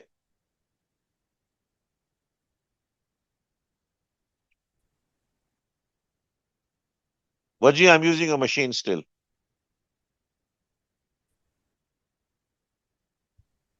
Sure, no problem. Yeah. So what are we going to do? We're going to go and do more, head -5. Remember that the root is always at the top of that file. Users are at the bottom. So if I'm looking for a user, they will be at the bottom of the file. Root will be at the top of the file. So I'm going to say, I want to check head -5 etc shadow. There is it. There it is. Root. Root is there. Now, if I want to do, if I want to check tail, and let's say I want to check the last 10 entries, and the user is who? The user is a user. For example, uh, the user is XYZ123. In companies, you will never see your name. You will see it like this PLT 681. That is your username. Every group has a name. You will never see your name as Nadeem. Okay. So the user is, let's say, PLT 681. Now let's check inside this file if there's a user called PLT 681. Let's check. Hit enter. Do you see a user called PLT 681? No, sir. No, sir. So if PLT 601 is trying to enter from here, sorry, if PLT, if SSH, PLT 601, let's say that way, at 192.168.1.11, this is the user PLT. I'm intentionally putting this because when you get your job, there is no Ali, there's no Abby, there's no John, there's no names. There's a weird numbers like this. Okay, you want to get into machine, but what you will see in machines, you will see in machines dev. That's why I like to use the word dev1. Dev1 is very popular. I've seen it. I've seen it in Bank of America. I've seen it in many companies. They use Dev1, Dev1, Dev2, Dev1 machine, Dev1 server. So Dev, but it could be 0235 sorry, where is it? Dev 0235 at 192.168.1.11. Oh, what's it? Numlock is not working. So let us say that we have a user called dev. Ooh, what is going on?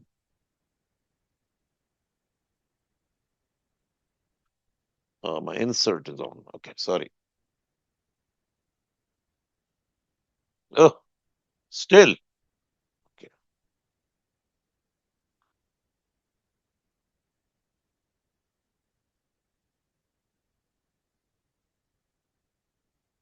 Yeah.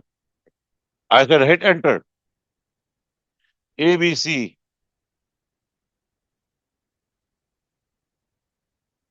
ABC.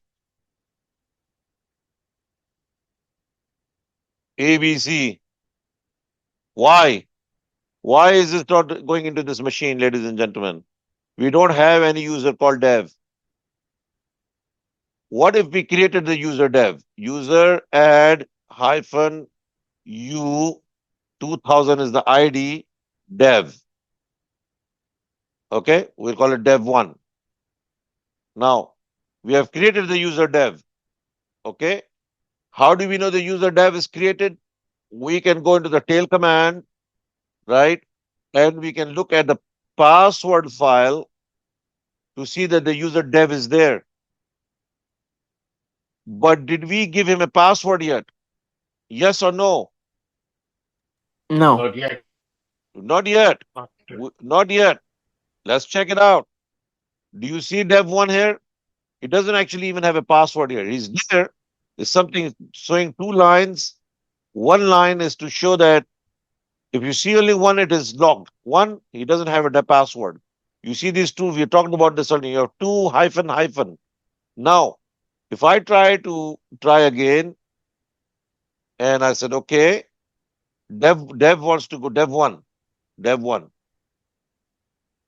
Enter password ABC. ABC doesn't work, ladies and gentlemen. Why? Because though this entry is there in the shadow file, but these two bits are telling us a story that, hey, Mr. Admin, there is an entry, but you have to assign a password. So let's assign a password to dev1. And when we assign a password ABC, it says all authentication tokens updated successfully. All authentication. Authenticate what? When you're going to SSH, it is going to authenticate it now. That's why you see this line. Now, ladies and gentlemen, let me clear the screen and let me show you the tail. And we don't need a long tail. We can just give three. Dev Do you see the? Do you see now? Now a password has been assigned. A long password has been assigned. Yes. Before there was no password. Now there is a password. Let's try it out. Let's try out ABC. There we go. There we go. We got a user use who am I? Dev1. Dev1 Sorry, has successfully entered into that machine. Okay. Now let's see we exit it and we decide that admin decide Dev1 is going on vacation or his contract is going to be renewed after 2 months. He has to sit on the bench for 3 months. He'll come back. We decided to lock the password, right? Password hyphen lock for Dev1. What is our argument for locking it? Uh, I think it's user mod -L.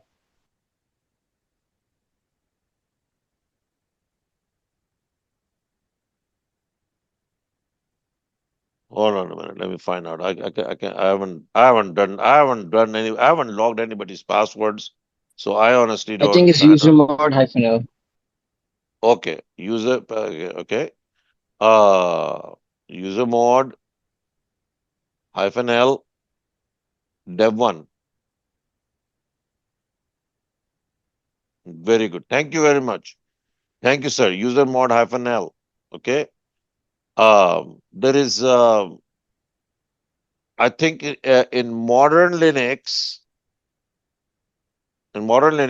they have a new command, I think, called password hyphen L and the username. We'll try that also later on. But better to use user mod because user mod is the more well established, proper way of doing it, and you know it works. Don't try a command on internet that you say, "Oh, I learned a new command, let me use it." Many enterprise companies will not allow you to use all the commands because some commands you do not know how vulnerable or how security can be modified. So use that which is established. Never use something because you are so excited, you found something new and you want to tell everybody, hey, I found something new on the internet. Well, because that thing is new doesn't mean a company is going to allow you to use that command. It may not have been tested completely for it for vulnerabilities. Okay. So now if we go and check, we see an exclamation mark. Before we didn't see any exclamation mark. Now we see the exclamation mark. Let's try to SSH. Let's try to SSH again. He's logged out. ABC, ABC, ABC. Okay. Now we can unlock it. User mod hyphen u dev1. And if you check it again in the shadow, you can see that this exclamation mark has been removed. There's no exclamation mark. Now let us try again. ABC. Beautiful. There were 3 failed attempts, blah, blah, blah, and but you're in. So now we know how OpenSSH works. sorry. Are we clear on this? Yeah, but I have a question. Yes. Yeah. Yeah, go ahead. Please ask a question. No worries. Go ahead. Okay, yeah, I have a little bit of confusion. Is Okay. the password is it a two-way thing? If I think the ABC we used to, password used to supply is the password of the remote server. Am I right? Yes. Okay, but Yes. because the user does not have a password on the local machine, does that affect logging into the remote server? Yes. Yes. So if you're sitting on your machine and you're trying to connect to this machine, and if this machine, if let's say the user is called user one, if in the Etsy password Stability. okay, and etc shadow. These are the two files, okay, for user management. And part of user management is you have to make sure that the user exists. How do I know user one exists or does not exist?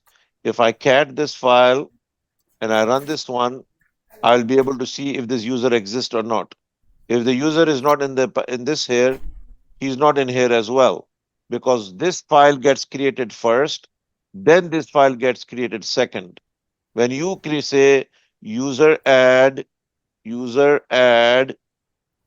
okay, dev one. Now I said user add minus u, and I said 2000. Why? Because I wanted Wajid's machine, because I'm playing in his machine. I'm not playing in my own machine. I wanted to make sure that his machine is organized. The user ID, UID for any dev will start at 2000. And the next user in dev he should create 2001 will be dev 2. Here we have created dev 1. Now, if we have not added the user, we will not be able to see the user in the password file. But when we add the user, you can see them into the password file. But adding the user is not enough. You have to do a second step, which is you have to give them a password. You have to give them a password. If you do not give them a password in the shadow file, that means they have no password. Even though they can communicate the machine to machine things will go good.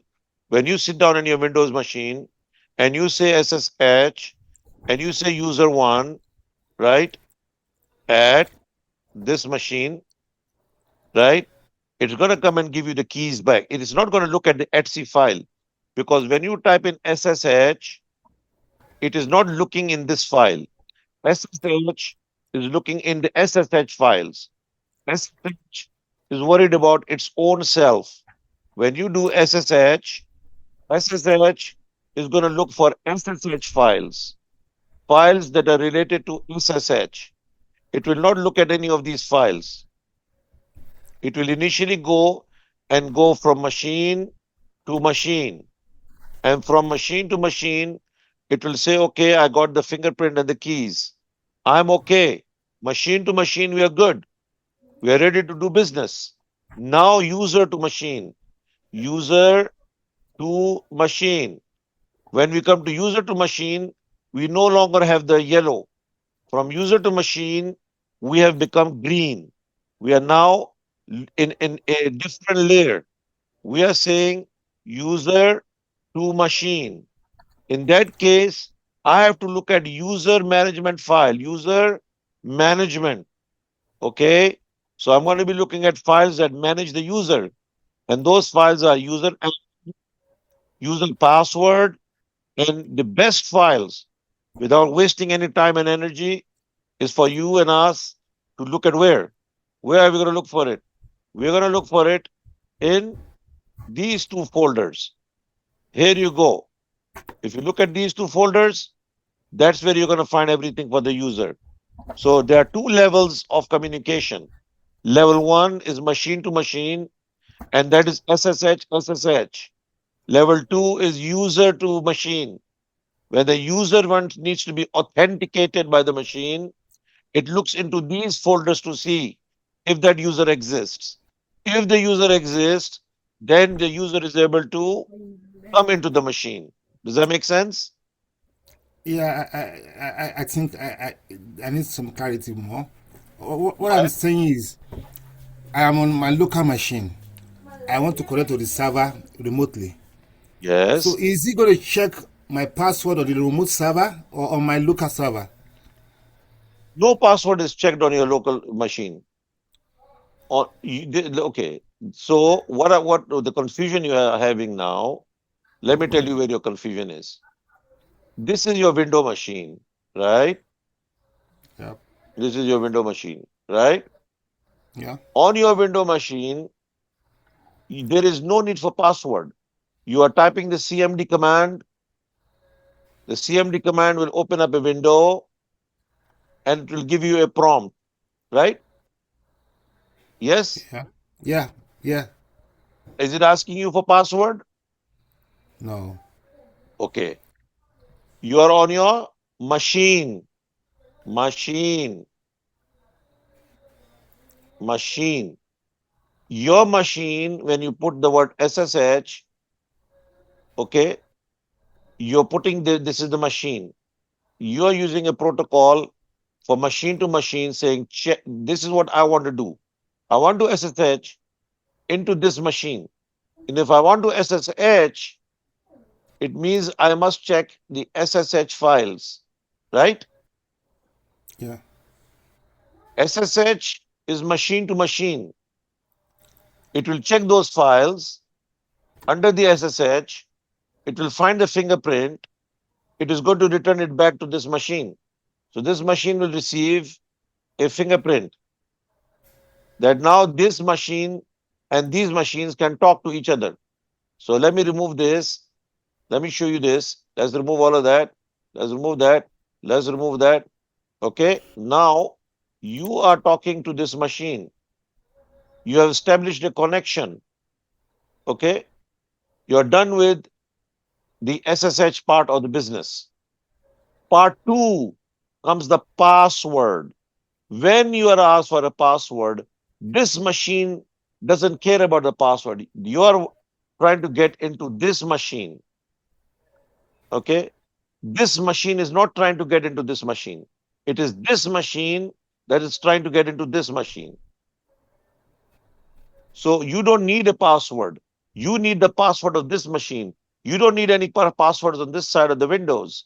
Windows machine is simply has established a machine to machine connection. Now you are a user, and where is the user defined? The user is defined in that syntax. User IP address.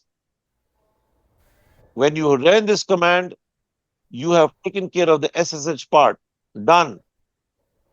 Come now is part two, the user. That's part two. Part one is done. Part two, you are the user. The user that exists here. This machine is a machine. This machine doesn't have a brain to say, it doesn't need any password of this Windows machine. You just need the password of the machine where you're trying to go into. So now this machine has to verify your password. Go ahead. Clear your mind. Ask again. Okay. Now, Ask what again. I'm Ask again. Don't worry. Ask. okay. I mean, if we don't have a password for a user locally, why is it affecting the remote part? You No. know, like the like the Why do you need a local user password? Okay. okay. Let's say you So needed a local local. Yeah. my question is not clear. Let me Let me, shed yeah, my let me actually, if I understand correctly, Shahid, Yeah. if you can, Go ahead. Go confirm. ahead, Azim. So, yeah, I think, sir, Sahid is saying he's talking about the client machine, like the user machines which we are using as a Guacamole machines, as a the user machine which he is referring to, and the Mm, server machine is the one from where we are exporting the key, I would say, yeah. or the secure. We are getting the key from the server over here. Yeah. So what I'm understanding, he's talking about the user account which we are using on the client machine, like when we use SSH and then root. So he's talking about that user password. If this user password should be the same from the server machine. no no Sahid, no is no that? No, let's see. no Let's no see. Okay. no no Let him. no. Let him ask the question. No, go ahead. Ask the Okay, Okay. question. Yeah. okay. Thank you. Thank you very much, Anima. Yeah. Go ahead. Thank you, Muhammad. Thank you. What I'm saying is, when you create dev one without a password, is unable to do SSH to remote server. Yes. Dev one was created here, right? Was he here or on the client side? No, dev is created here on the server side. Oh, that means I thought it was the client that does not have password initially and is unable to No. log on? It's Okay. everything, nothing is done on the Windows side. Window has to Okay. do nothing. Yeah.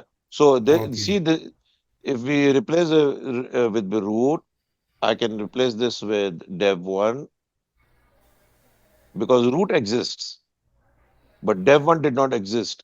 Where do you do? Because you are trying to go into this machine, this IP. This IP is over here, right? This is the IP. So I'm trying to go into this machine, which is the server, and this user must be in that server. So root is already there, but dev was not there. So we had to create a user called dev. Then we had to assign a password. Then we try to lock him and unlock Okay. him, right? Okay. And then we were Okay. testing. We're doing all our testing on this side. Okay. We were I testing. I Yeah, I got it now. I was thinking no if I have problem. my machine, I have a user called Prof J. I can SSH into a remote server, but it must be an existing what do you call it, User. user on the server that wants to log in. Yes, sir. Okay. Yes, sir. Okay. And you can create as many. You can test it on your machine right now. You can create a dev1 server, a dev1 user. Don't give him a password. Try to come from your Windows. Pretend you are dev1. So all of you, what you should do is create a user called dev1 or dev2. Okay, you using your user add command, and then try to just SSH using SSH dev2 at the IP. It will not. It'll give you a password, and when you enter the password, it will not work. Why it doesn't work? Because you did create the user, but you didn't have any password, no password. Next, you give them a password. After you give them the password, it is going to work. Then you try and come and lock the user and unlock the user. Lock and unlock. So there are three steps: create a user, assign a password to the user, and number three, lock the user or unlock the user. That will have a direct impact on how this password will work. Because the minute this password is going to work, it is checking these two files always. Are you with me? Yeah, I'm with you. If dev no day for this place, you don't go see any password go, you don't go work. Yeah, I got that. So Yeah. very good. We are clear on SSH. Everybody is Yeah. very clear on SSH. You Yeah. can Good. troubleshoot SSH problems. Yes. They come to your way. अगर आपके Yes. पास कोई Yes. SSH problem आता है, you guys should be able to solve it. Yes, sir. Inshallah. And there could be one more problem. The one we had, the IP address was being Right, shared, I think, right? right. If and it is in my note, if the IP address, let's say, of this one is 191, like we had for Vaji yesterday, and we have another server that has the same IP address, dot 191, okay, like yesterday, 192.168.1, and the same thing. So you have two machines having the same IP address. This password will not work. By default, the password will not work. Why? Because when you try to go to this machine, okay, let me explain this to you.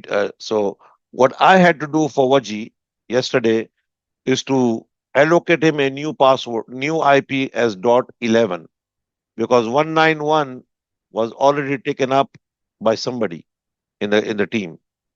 So 191 was taken by them. They had changed the password. Since they had changed the password, SSH was having a problem. This is the problem. This is the more complex problem we saw yesterday. So one more problem. Thank you, Vaji. A complex problem is you are uh, trying to SSH. You are the client, and when you think of the client, think about your laptop. You're on your Windows machine. We try to do a root at 192.168.1.191. Okay. So let me remove that and let me change the color to 191.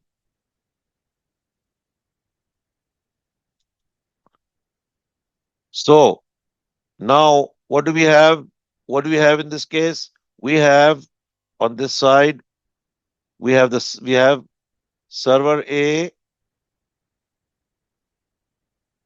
which has an IP as dot 191, and we have a server B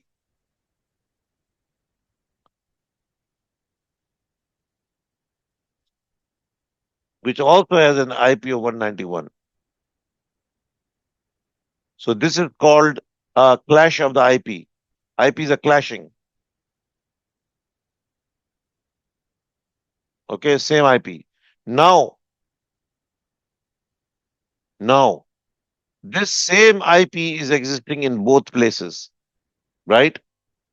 So when you hit enter, when you enter, SSH is going into two places.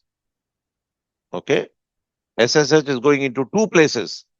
This is a complex problem. Complex. This is advanced, very advanced, and we encountered it yesterday. I'm glad we encountered it yesterday. You probably never see it in your lifetime if it was not for the fact that we have a data center and multiple machine IPs are being shared. Okay, not they're shared, is that they have not been cleaned up. We haven't talked about DHCP and how to clean up. When we get to the networking class, we'll talk about all of that. So I'm saving it for, but this problem happened yesterday. So now what happens? From your principles you have learned today, SSH, this machine is trying to SSH into this. So it will go inside here, and there are keys for SSH here.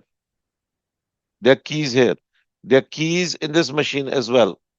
It grabs these keys, let's call it key A and key B, and it brings them over, and inside your host file, it gives you both key A and it gives you both key B. So you got the keys. Your keys are there. Two keys, you will see them there, right? Now, why did we run the SSH?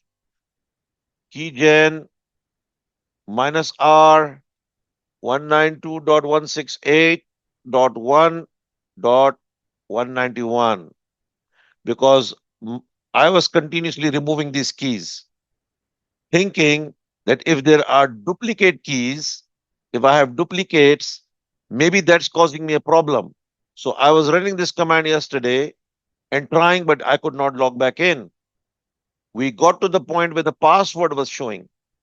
And I was saying to Vaji that this is our class for tomorrow, right? And you can see why it is for today.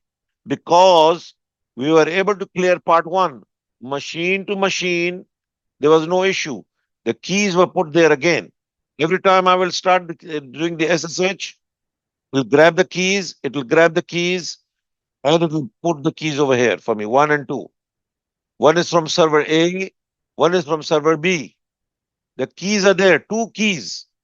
Now, because they're coming from two machines, the next thing it was doing, even though I would delete this and remove the keys by doing this command -R, I was trying to remove them.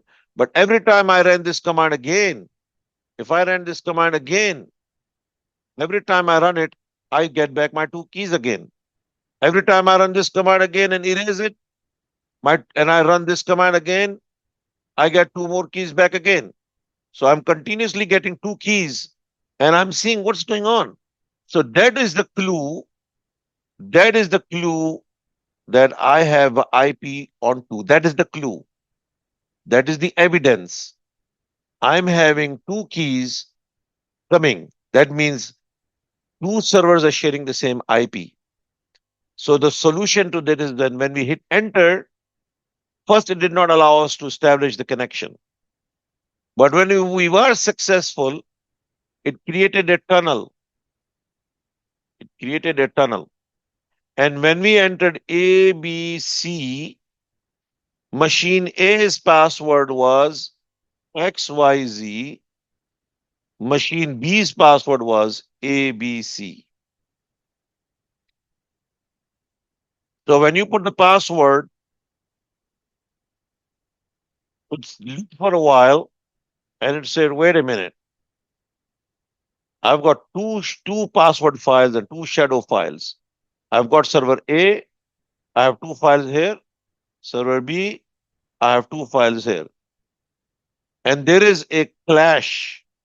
There's a conflict. I cannot allow any further going on. We cannot proceed forward because I have to be 100% sure, am I going to use XYZ or ABC? Because it could not find XYZ and ABC, and there was a difference between the two passwords, it would not allow us to proceed. So the only solution was that we went ahead and removed one of the passwords, one of the IPs, and assigned a different IP as now that Vaji has, .11. So now you are no longer coming to this 191, you're coming to a .11 machine. Now you're no longer coming over here, you're actually coming over here.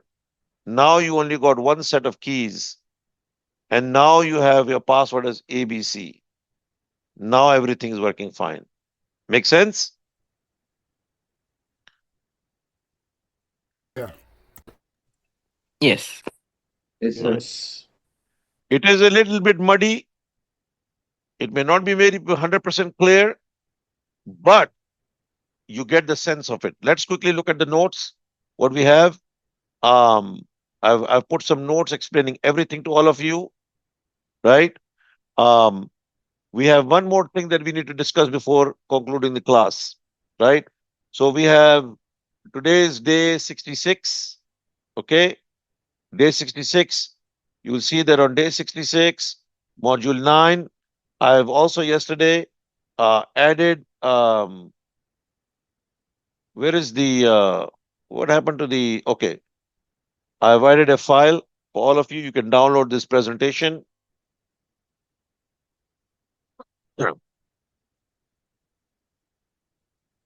I'm going to remove that now. Process in Linux. So ps-ef, ps and nice. I've put all of this for you guys. You can take a look at psaux, process stats. We talked about all of this yesterday. Practice lab. After a little, we've done this. Follow the labs that you have over here.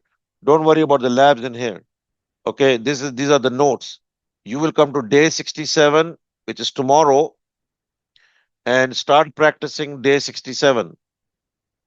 Practice these labs, day 67. I wanted to actually give break them down. 1, 2, 3 for Monday, 4, 5, 6, maybe for Tuesday. Now we are on day 66. We have talked about OpenSSH. We have the note, right? We have all of this material. We have one couple of more small things to cover, but everything I've talked about in detail. Now, if you open these notes with this video, you should be able to understand this very clearly.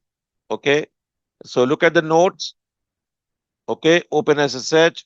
What is OpenSSH? What is OpenSSH and SSH protocol? Introduction. Now when you read all of this, skim. Very easy stuff to read. Okay, versus SSH is a secure network protocol. OpenSSH is a collection of program. Skim. Default port 22. This you must memorize. Memorize this. This is a $1 million command in the industry. This is called a $1 million command. I'm not lying to you. I'm not lying to you. This is a question that comes on the interview. How do we check that the port is listening? Let's try it. Let's try it here. Let's try the $1 million command. Okay.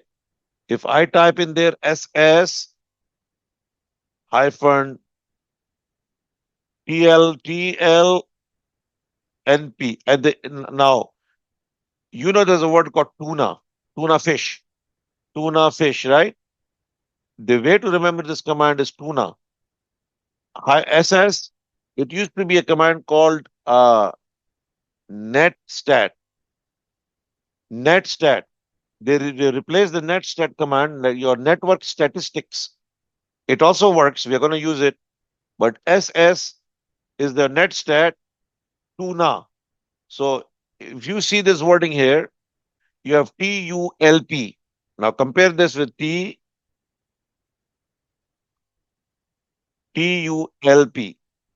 N.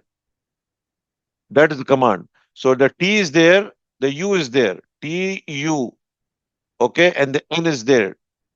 So if you remember the word tuna, you can just put LP. TULPN, tuna P. They used to call it a tuna P command. Tuna, remove the A and just put the P. Tuna P. Tuna P. So tunal P. Tuna fish. This is the way people remember it. The 2L tuna P, and you're gonna grab hyphen It's I. actually TULPN. Yeah. But I've rearranged it for you.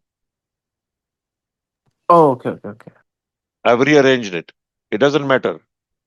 It's not a command, these are flags. Okay? And they are not the BSD. They are the old Linux postfix. So there is a flag. So as you see the flag over here, TULPN, rather than memorizing TULPN, you can memorize how many? 1, 2, 3, 4, 5. 5 words. So we should have 1, 2, 3, 4, 5. So if the best way to remember this command is to remember the word tuna. Just remove the A and replace it with LP. Tuna P. Tuna P. And then remove the A and put the L. Now you got it. Tuna P command. That's how the classical system admins memorized it. So use the tuna P command. If you hear them say, hey, run the tuna P. Tuna P is an old Cisco terminology, people working with CCNA. So TUNLP, which is I've rearranged the words. Okay, that's all I've done. And I need to have a flag. We talked about this. Well, we are going to have that because it is still a classical flags, the T flag, the U flag, the N flag, the L flag, the P flag. Okay. When we do networking, we're going to go through that. But now memorize the command tuna P. Tuna P command. Grab hyphen I, which means I'm going to look for port 22. So there you go. Now here I've done colon, but the classical way, because this is the latest way people are running it. So I'm giving you the latest, but I'm also trying to show you some good classical methods that are working fine. Okay. So if I'm going to look at the way I have the command over there, TULP,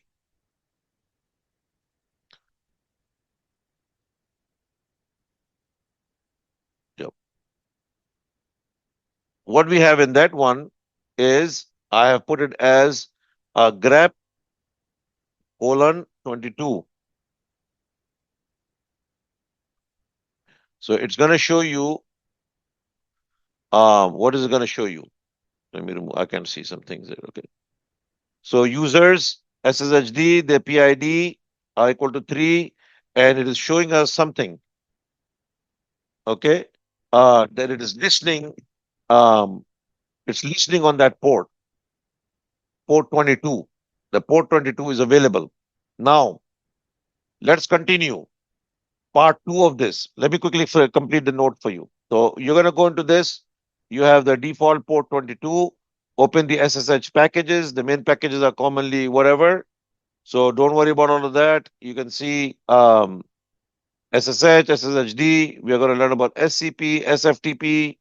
We have looked at the keygen command. We're going to look at this later on.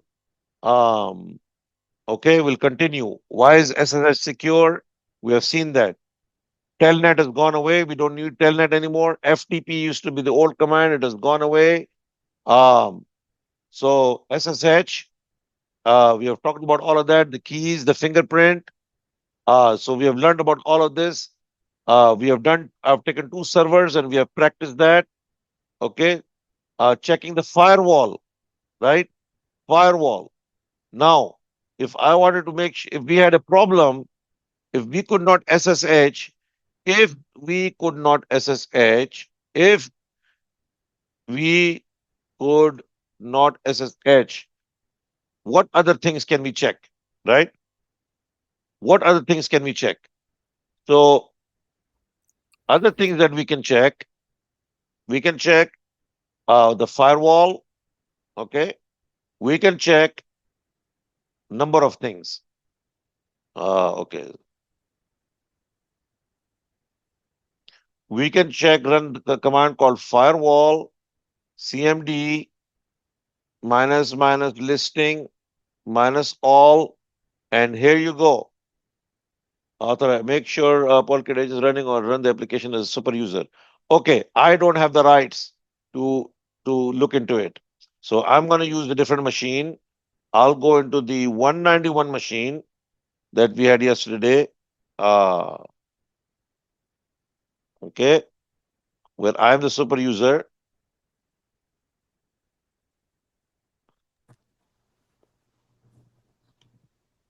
Okay. Do you have dev1 on that machine as a user? Very good. You did. You noticed Oh, it. I don't have a yeah. dev1 user on that machine. I don't. I was hoping that somebody will stop me. That's Yeah. right. I don't have a dev1 user. I intentionally switched. We wanted, we need to be able to. We are learning and practicing. So we need to know why. Why can't I get? There's no dev1 user on that machine. So those three things are not there. User is not there. Since user is not there, password is not there. Since password is not there, there's no lock and unlock. Password ही नहीं है, user भी नहीं है, तो कहाँ से जाएंगे अंदर? We can't go inside. Now, root is there. Root is there, and we are in that VPN server. Okay. Now, if I do firewall hyphen CMD hyphen listing hyphen all. Sorry, what is the command for firewall D? Firewall D, I think it's firewall D CMD, not the daemon. Hold on a minute. This is important to use. So we are using we are using firewall now. So don't use the sudo. When we talk about the sudo user, we're going to worry about that later. Firewall CMD hyphen list hyphen all. Okay, that's what I'm trying to run here. Firewall.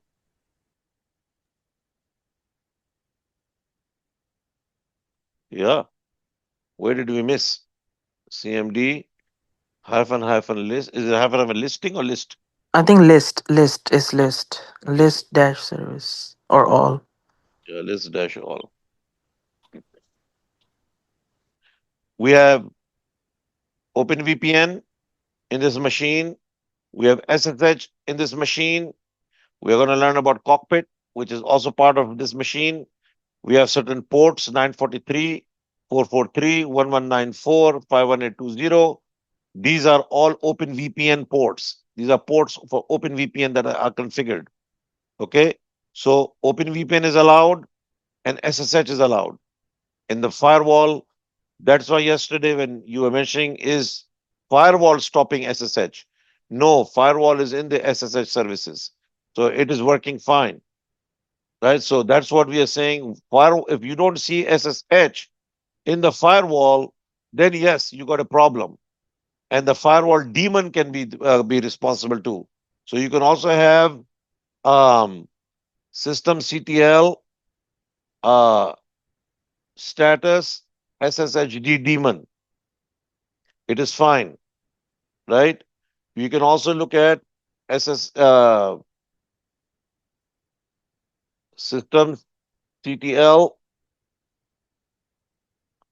status. I think firewall D is what?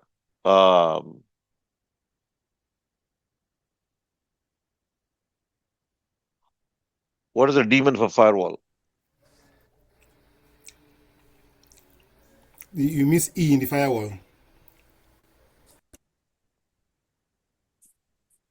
One second. I think it's Uh, I think it's firewall with the full word. Firewall D.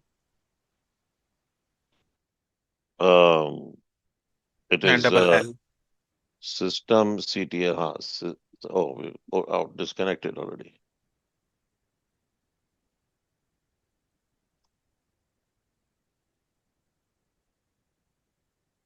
Oh, that's not good. That's not good. This is my VPN server is having problems. So now I'm gonna have to troubleshoot. If you see this message, remote host identification has changed. Somebody tried to the man in the middle attack we talked about, right? Something is weird going on with this because it's my VPN.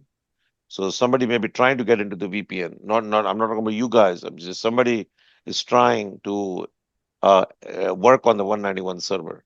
This is my critical VPN server you guys are looking at right now. So let me change the server. Let me change it to Sir, the server. is this due to the fingerprint key maybe? If that's the case, if you can clear that thing. Yeah, we can, and that's right. That will Because be that SSH is the, you know, the key part keygen over here. minus R 192.168.1. Dot. Now you guys are talking like the professionals. Very good. So maybe I need to erase the keys. Okay. Original contents retained is this. Now let's try again. Let's try to SSH and get the new machine to machine keys. And I'm in. You see how it cleared the matter? I cleared because it has got multiple keys. That 191 server has multiple keys. So there's some key clash going on. So now system CTL status firewall D. D. The firewall is working fine. If the firewall's daemon was down, nobody can work in this machine. Okay. So if I bring the firewall down, that's going to be another problem. A very serious problem. Nobody can get in the machine if I bring the firewall down. Now, let's try this. Um, well, I don't want to test it now. We can test when we do firewalls, we'll test firewalls. So let's not test something that is ahead of time. We can test 10 different things. As you can see, one thing is tied to the next. That's why we're going to teach firewalls and then we're going to test firewall. When the firewall is down, firewall is up, what happens? We are talking about system CTL. That's SSHD. And we can see that SSHD is fine. It is enabled and it is active. Open SSH server daemon. If this daemon is down, you cannot get into the machine. Okay? You cannot get into the machine. That is a fact. The daemon has to be working as well. Okay, let's look at the remaining notes and let's quickly do one last thing before this class is going to be over. It's already 2 o'clock. So you can check the firewall. You can check connectivity of the server. You can always do a simple thing as ping, right? You can just ping, 192.168.1.11. And we can see that the server is fine. You don't have a problem with the server. So that's the point we're trying to make. These are some tests. Switch to my user or this. Well, that's fine. You don't need to do all of this. I might even remove this section. This is not very critical anymore. First connection prompt. We have talked about the first connection prompt, right? You clicked on yes, and then you have to be user. Okay, when you get inside, you can say, who am I? Okay, check logged in users. You can do a bunch where you have used the W command before. I'm re-bringing those commands again where you can use them. Just type W. You should be able to see how many users are logged in. Uh, Physical and pseudo terminals, TTY versus PTS. SSH session commonly appears as PTS. A direct console login may appear as TTY. Okay. Now, we can go here and we can see again 191.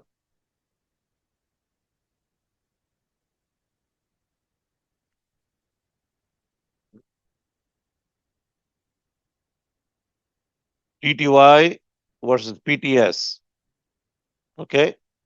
TTY means if you're going from it within a terminal to another terminal. If you're SSHing from this machine into another Linux machine, root at 192.168.1.227. Yes,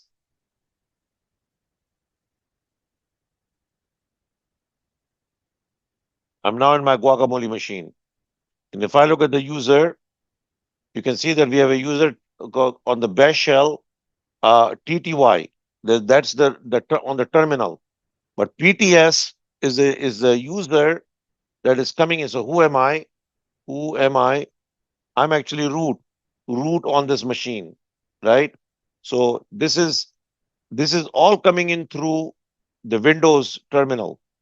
Everybody's entering into this through Windows terminal. I got to exit, clear.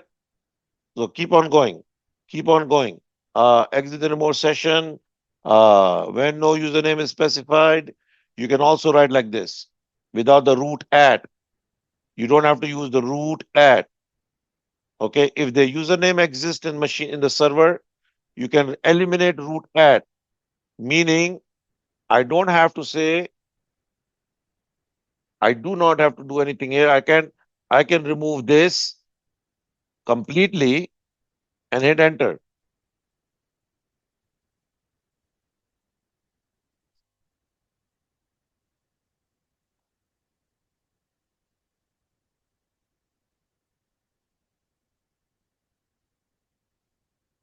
Won't allow me.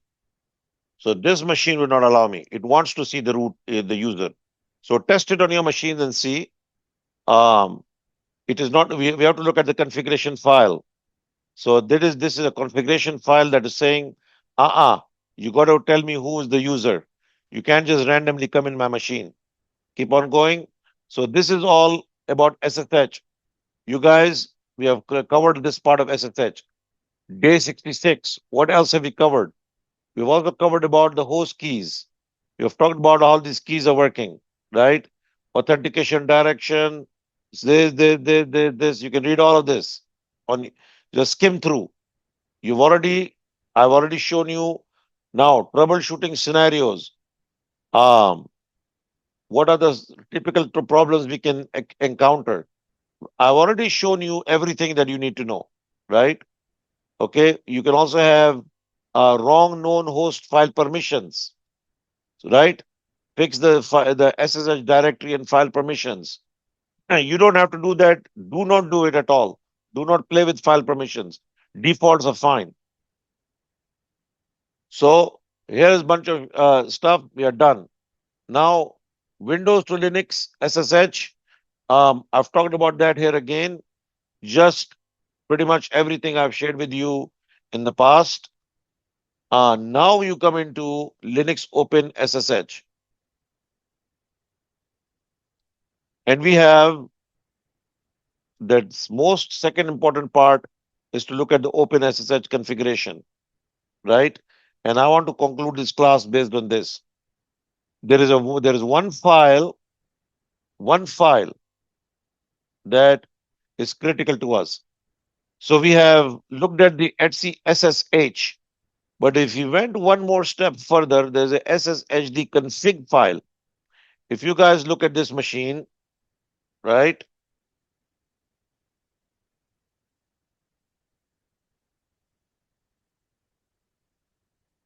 Oh, oh. So it is trying No, to put the user, it's trying to put the user N Siddiqui, NSID.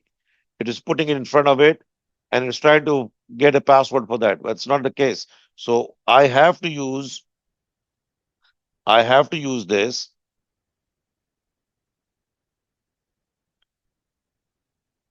Okay. Now, last part of this course, you can read and do the exercises.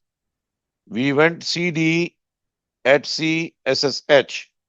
Ooh, this machine is very unstable. since yesterday. Whoa, not good.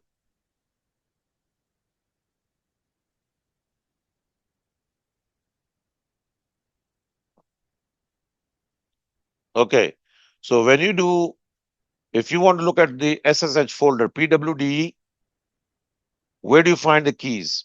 Okay. There is a ls hyphen al. Will show you this dot, and here's a dot file. Okay. Now this is in the Linux server. I'm on the server side of the business. I'm on the server side of the business. So if I do cd dot ssh, and if I did ll, I will see that we have something known as known host and known host old. Fine. We'll leave them alone for now. Okay. We will leave them alone for now. There is another part that I need to go through, which is if we look at cd at CSSH, we have talked about these keys. We are done. Now we are going to talk about this file over here, which is very critical. sshd-config. So I'm going to go ahead and cat this file sshd underscore config, not .d, not .d, just config. Now, if I go inside this file, I can find all, and you guys need to do this exercise. Okay. I've introduced you yesterday to the word BSD, OpenBSD. What is BSD? Don't worry about all of that. Now, we are going to learn this command. This is on the Red Hat exam. cmanage port -a -t SSH port T minus P TCP port number. If you want to change the port from 22 to a different port on an SE Linux system, you have to run this command. If you are on the Red Hat exam and you could not memorize this command in your brain, like me, I can never memorize this command. My brain doesn't work when memorizing. I will just go right into this file, and I can find that command right there. And I can copy it. And the Red Hat exam says, run this command, and they'll give you a different port number. And you run it and you will pass. You will get your 25 points that you're looking for. Okay. Now, port 22, you see this is hash. This is hash. In Linux, there is some hard code in the kernel. We have talked about this all the time, right? There is in the kernel, there is a hard code. And that hard code says that for SSH, the default port is 22. So when Linux does SSH file, it also checks this SSH file. One of the files it is going to check during SSH is this file over here that we're looking at, ladies and gentlemen. And it is going to look into, it's going to look at port 22. It'll come here and say, look at the hash. And it is hashed because it is telling you, if you see a hash, it means the default is 22. You don't have to remove this to make it 22, but you can.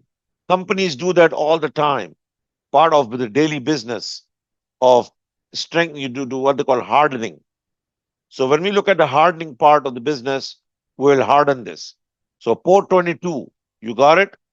Now, let's go down, let's go down, let's go down. Now, permit root login is prohibited. If I uncheck this, if I click on VI SSHD config and I hit enter and I hit insert with I, and I came down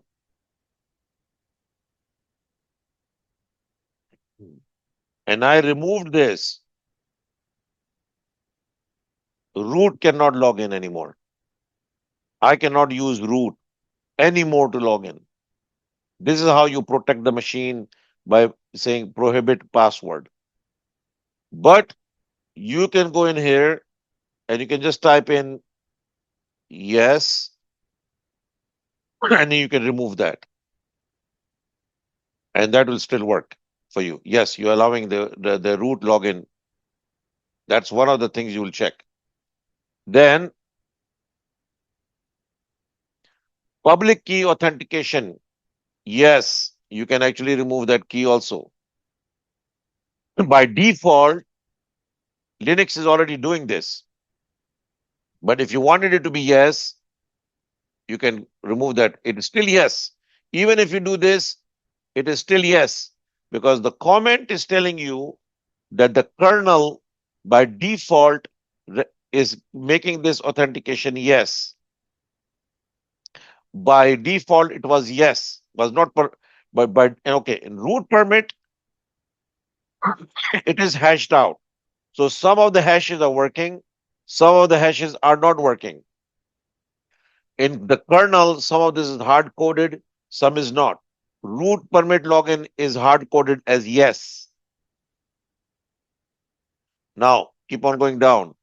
Public key authentication, yes. And let's go on down, go on down, go on down. Ignore any hosts. We can also put an ignore list. Password authentication is yes. Yes, authenticate my password. Should I permit empty passwords? No. By default, it is no, leave it as no. If you really want to be sure, you can take that out and break the hash out. Keep on going down. You're done. Once you've gone to the bottom of this, you have changed.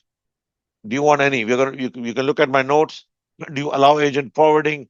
These are some advanced stuff. You don't need to worry about it. Okay. TCP key alive. Keep on going. Keep on going. No default banner path. Okay, fine. And we are done. Now, if I escape, press my colon and press W to for write, write the file and quit the file. I'm going to be able to. And if it doesn't allow me, I can always add the exclamation mark. Khalid Khan is going to be teaching the Bash script and Ansible in 2 weeks. I'm announcing that right now. We're going to find out what is a good schedule for him. For now, if I don't want to change anything on my file, I can just press in Shift colon and I can just press quit and out I go. Now it's not letting me quit. So no write since last change. Add this to override.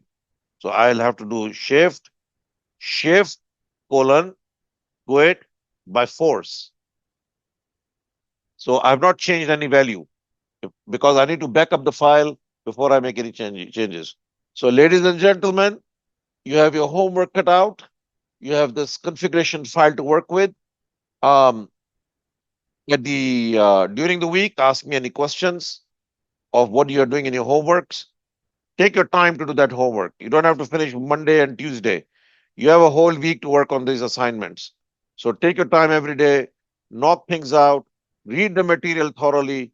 I've explained it in the best way that I think makes sense to everybody. All right. So if no further questions, we can end this session. Sorry. Go I have a ahead. Thank you, question. Nadeem bhai. जी, बिल्कुल जी. Yeah, Yes, brother you Saeed. said before we went for the last break, you said you are going to have a session where we can do SSH without password. Maybe that will not be part of this week's class. So let's do it. Let's do it. SSH with password and SSH without password. Thank you for reminding me. Thank you. Ladies and gentlemen, wonderful question that we need to cover. I completely forgot about that. Let's do it. So if we are going to do the password, so up until now, we have done everything using the password. I appreciate that. We have password, Okay, we have understood that one very clearly. Everybody understands that. How about if you want to do it passwordless?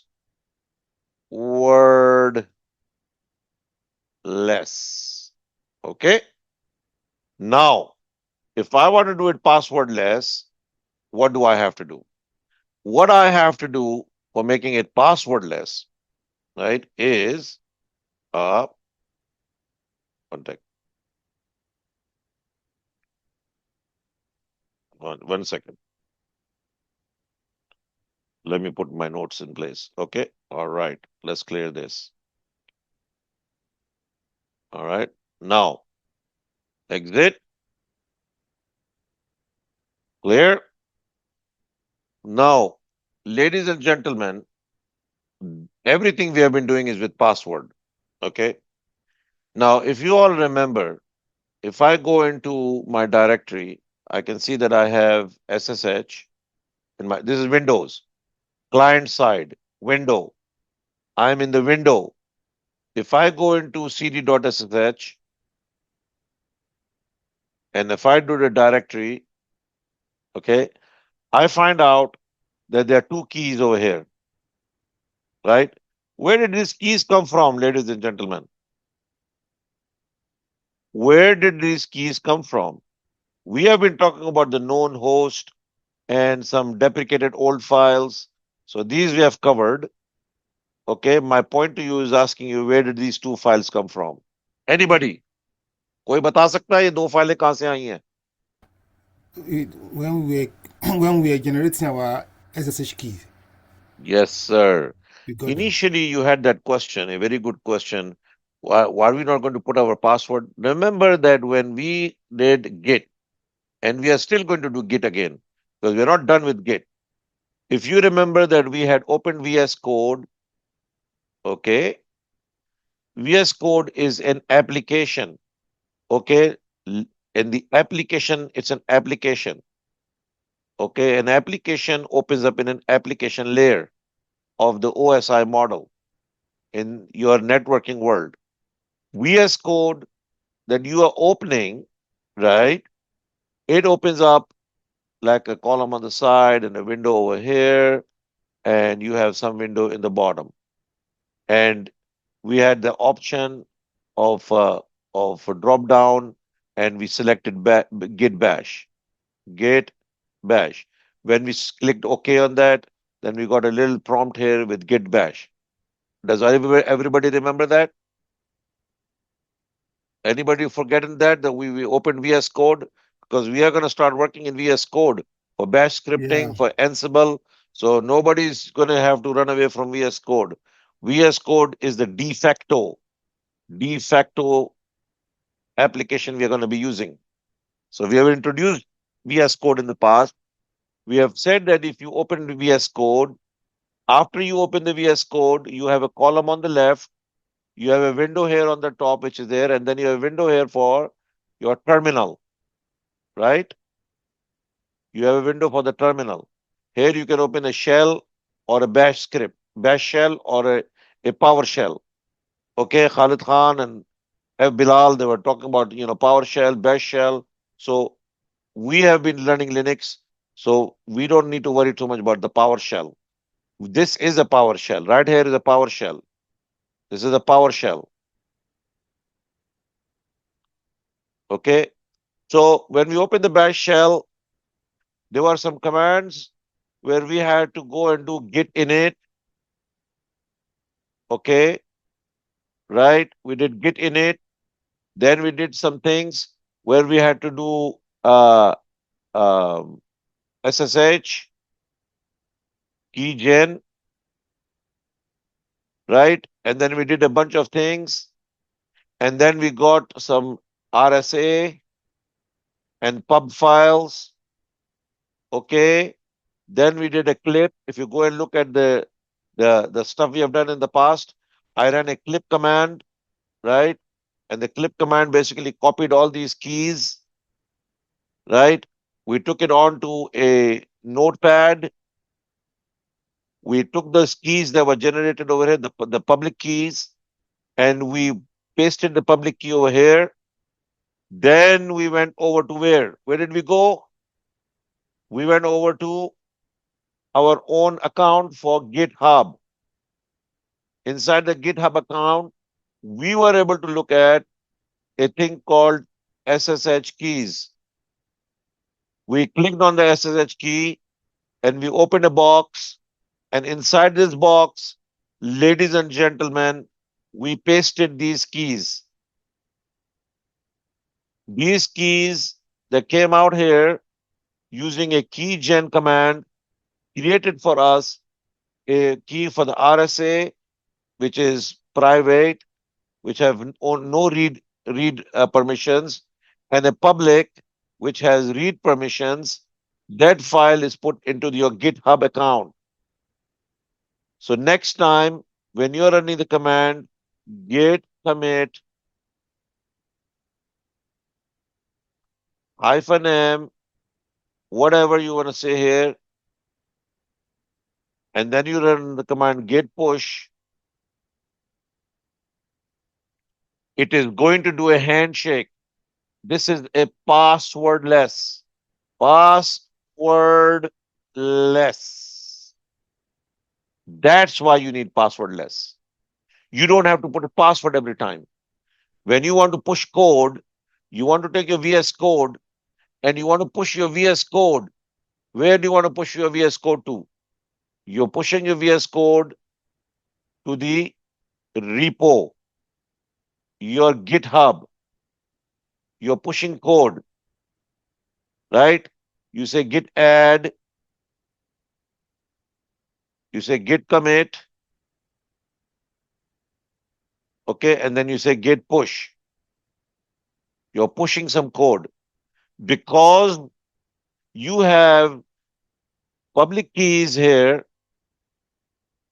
the same keys that you have on your machine over here. Because these keys match, you don't need a password. That is called passwordless. That's where we are using passwordless. That is what is needed if you're connecting to Jenkins. That's why when you are in dealing with applications, when you're dealing with anything that does not require a password, especially in Ansible, you're going to need the passwordless approach. So how do we do the passwordless? Okay, clear all. This over here, ladies and gentlemen, I'm going to open it for you and show you there is Git. Look inside this file. When I was teaching the Git part, you're going to see that here now. So let's look inside. Um, if you want to look inside the file, hold on. Read the file. Notepad.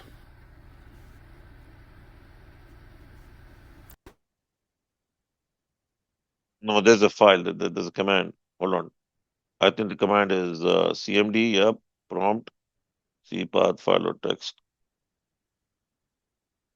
Uh, more file or text. I can do here. It's saying I can use type.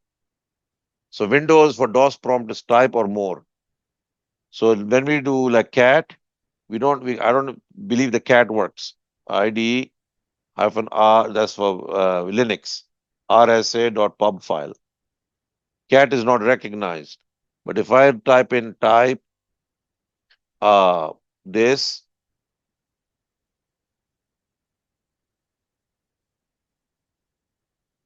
there you go. Right? So that's your public file. Okay. Now let us look at the private RSA.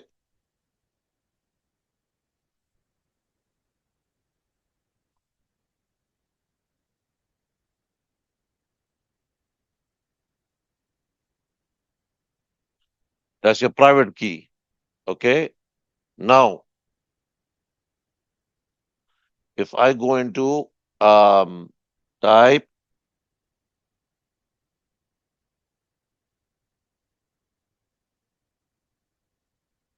hold on a second.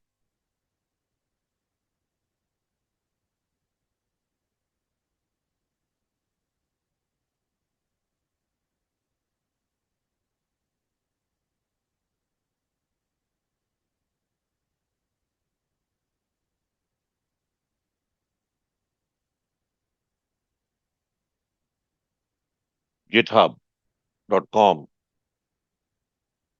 Okay. So known hosts.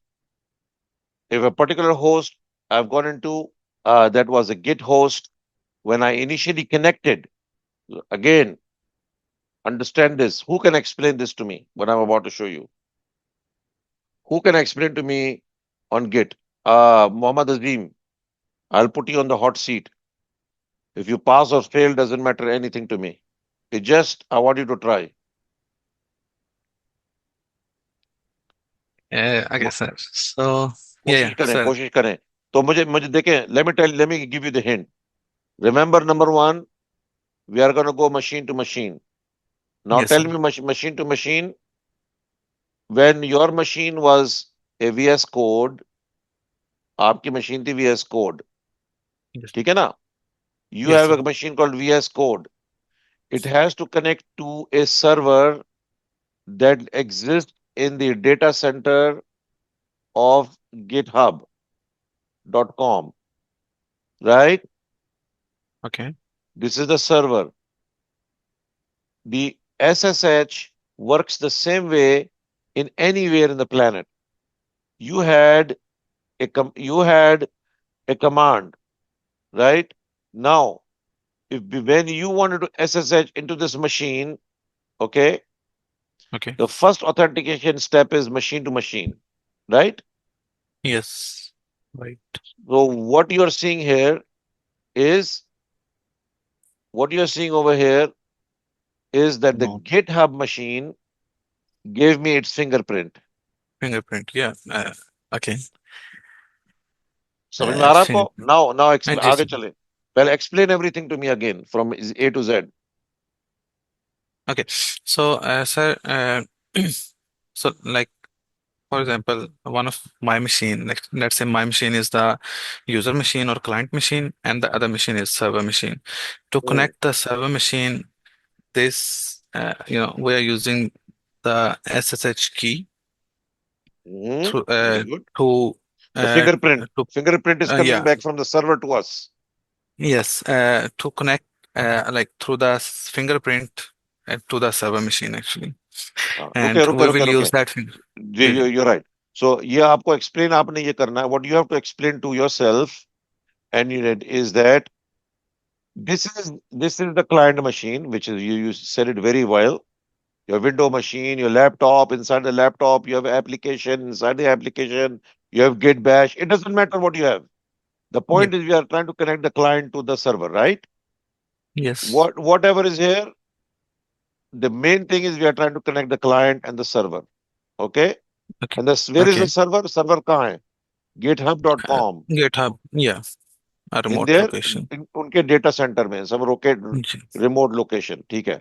हमने यहाँ से जब इसके when we looked for GitHub.com, Mm-hmm. remember in the GitHub, we are going to go back to GitHub. मैं एक चीज दिखा दूं आपको. एक मिनट ठहरे. एक मिनट ठहरे. For everybody ताकि आप explain भी कर सके इसको. GitHub.com.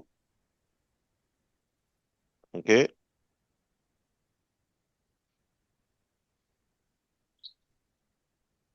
But continue. I don't want to go there. What मैं एक आखिरी बात कहना चाहता हूँ यहाँ. एक बात. Let me say one more thing here. Um, if you remember that all of you created an account in GitHub, right? Yes, sir. आपने एक अकाउंट बनाया था. उसके जी बाद सर. आप after you created his account, I asked everybody to create a repository, right? Yes, sir. Yes, sir. आपने एक यार तू छोड़ यार सर को खुदा के बंदे नदीम भाई बोल दे मेरे को यार. Okay. तो created you can just say yes. You don't have to add the word sir in the end. Just say yes. I just want to hear yes.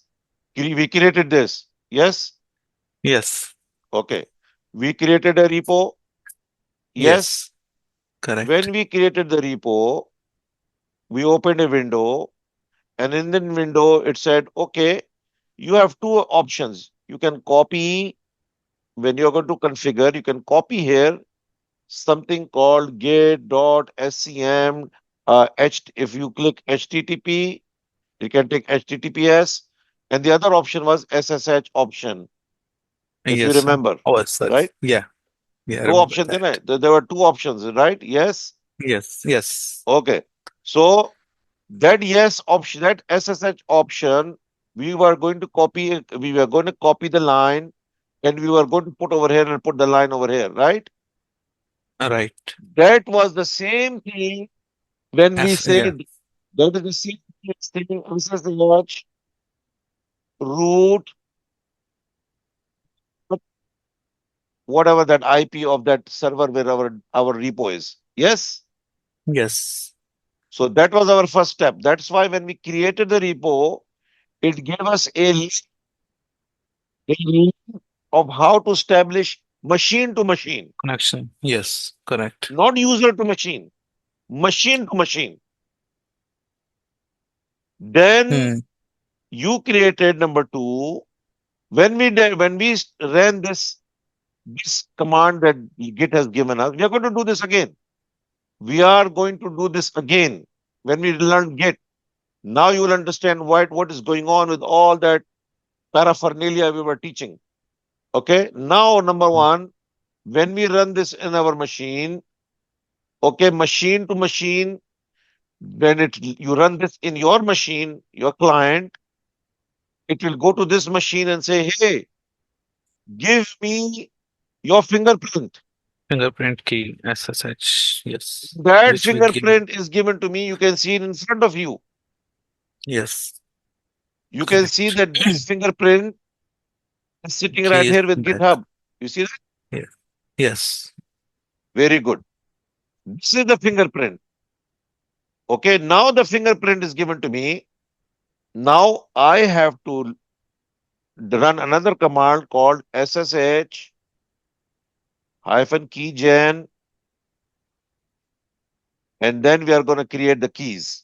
Okay, Okay. we are going to create a key. Why? Because user to user, machine to machine, we are okay.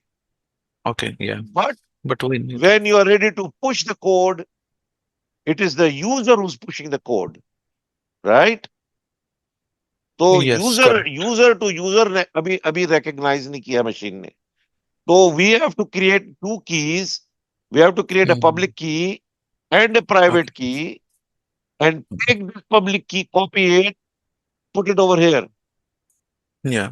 So when I'm pushing the code, it will always recognize me. Password less. Password Oh, less. less. No Okay. password Get that. required. Get Okay? that. Yeah. Very Get good. that. All right. Thank you. I put you on the hot seat. You did a great job. Mm, And thank I'm you. not biased. Anybody I Mm, put on the hot seat is not to give you trouble, but I want to see that you'll keep that in mind. So you can see here EC2 instance, Amazon AWS. You can see the yeah. host key. I can connect to an EC2 AWS instance. I can connect to an Azure machine. I can connect to a GCP machine. Time I go from my machine to any of these machines, they will give me a fingerprint. I have the fingerprint here. You see it? Yes. EC2 नजर आ रहा है ना आपको इधर? Yes, sir. Oh, हाँ. yes. Gig भी नजर आ रहा है आपको? देखा ना? So Yes. ये कहीं नहीं देखेंगे आप, Mm, कहीं भी नहीं पढ़ाया जा रहा है. Nobody is teaching this. I don't know okay. why. I don't know why they're teaching EC2, connect to the EC2 instance here, or they put the key and here's the key and then the host and the public key and the. And people are thinking, oh, what do I do? What do I do? Machine to machine is step one. User to machine is step two. Yes. Got that. Clear हो गया ना आप भी? Yes, sir. It's clear now, at least. Okay. ये concept नहीं clear था पहले properly, but thank हो you. गया ना अल्हम्दुलिल्लाह आज? Alhamdulillah. Alhamdulillah. अब आप any machine in the dunya, in the world, this is the same concept it has to follow. People are learning Git, AWS, Azure, oh, public key, private key, put the key, this key, that key, open the YouTube and blow your mind with nonsense. Because the guy teaching is copying somebody else. He doesn't have a good concept either. Yeah. He's a copycat. He's trying to make some money. Let me copy this guy. Let me copy that guy's video. Now I learn, oh, let's look at 2, 3 videos. Let's create our own video, our own content, make some Yeah. money. And you think, oh, zero to hero, this guy is a top brand. I've got so many followers. Yeah, put him in front. Put him in front and let me ask him. He'll walk me through. Tell me how this is done. I am going to take over 5% of the top brass projects in the world. I must be able to compete with that mindset. This is the mindset I want you to have. Number two.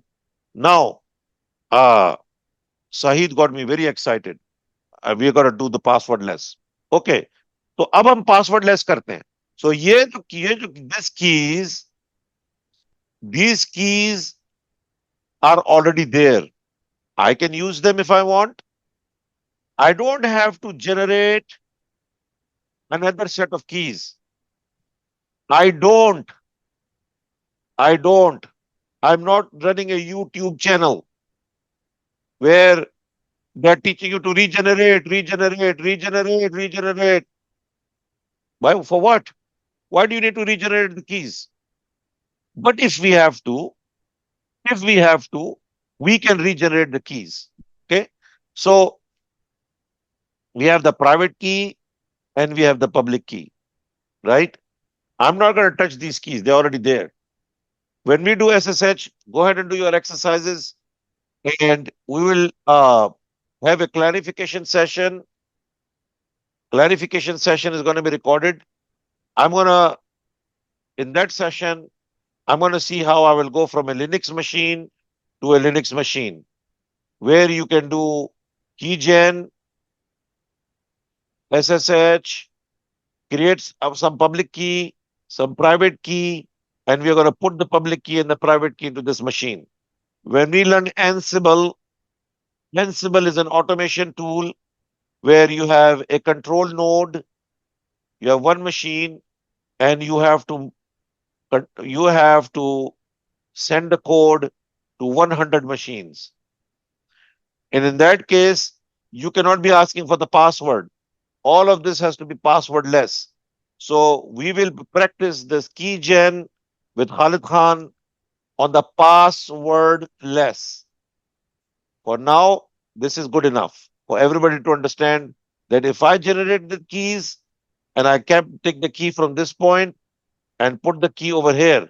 Now, I will conclude this class by asking you a very important question. When I go from this client one, I'm the client, and let's say this is a Linux machine. This could also be a window machine, doesn't matter. Okay. And I'm going into another machine, a server. This is all Linux machine. This could be a Git machine. This could be an AWS machine. This can be an Azure machine. This can be a GCP machine. This could be whatever machine. Okay. It could be just a Linux machine. Now, but they're all Linux. They're all running Linux. These companies, these are different companies and brand names. They're all running Linux. Somebody is calling it an EC2 instance. Somebody is calling it droplet. Somebody is calling it whatever. Okay. Now, when I have multiple servers, right? I will, number one, I'll generate a key set, a set of keys. And those keys that I'm going to get a private key and I'm going to get a public key. Okay.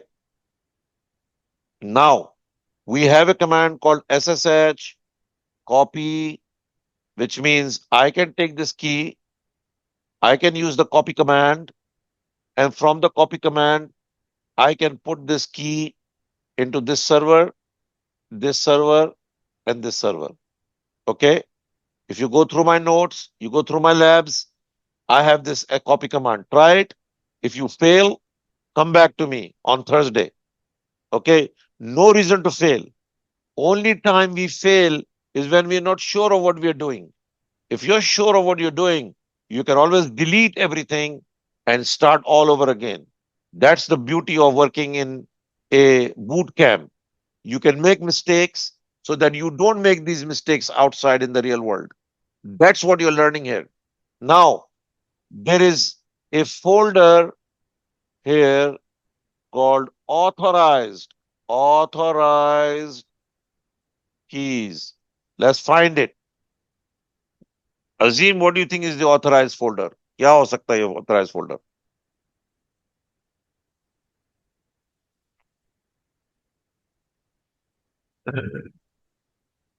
Just a moment.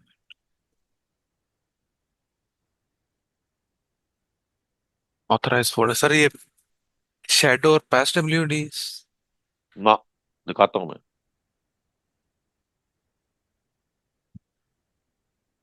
वहां से तो हम हट गए हैं. अब तो passwordless पे आ गए ना. So when we are talking about passwordless, there is no shadow Oh, okay. folder. Yeah. Yeah. Okay. So in this case, the SSH key folder where it is residing, like I think it's etc and then RSA नहीं, something. नहीं. I'll show you where it is. Okay. ls-al. There it is. SSH. Okay. pwd Under root. Okay. ls-al. A is for all hidden files. List them. Here's the folder cd.ssh. Now, currently, we don't have anything in this guacamole, right? Now, I want to do a key gen. Okay. So let us do a key gen and we'll end this class so everybody can see what a key gen command is going to look like. It has a bunch of flags that go along with it. Let me see which key gen I want to take. Let's try that. Okay, let's try this one. Okay. Okay, so we're going to do SSH keygen -t. Okay, now look at the manual for SSH keygen. So under this, we have -r, okay, keygen -r, known host files. If you go down here, it says SSH key generates, manages, converts. You can read this, all of this. Then it goes down and it starts to explain PQR. There, -p paraphrase, and then Q, and then R. Removes all keys. Remember we use -r? Yes.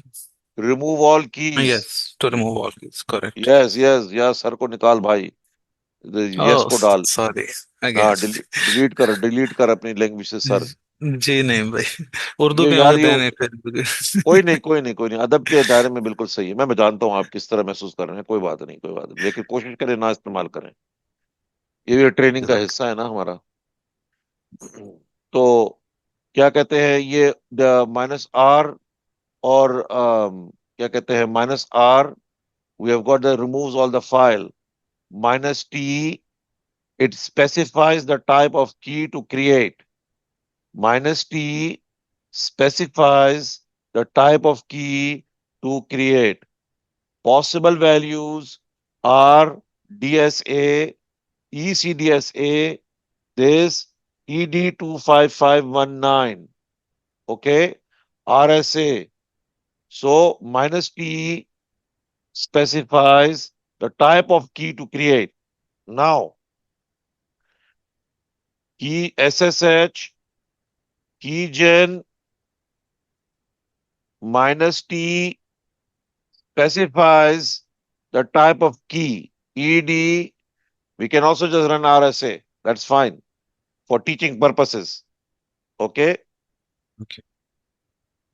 We can also just run RSA -t RSA, or we can give another key which is ED 25519, which is what modern Linux is using.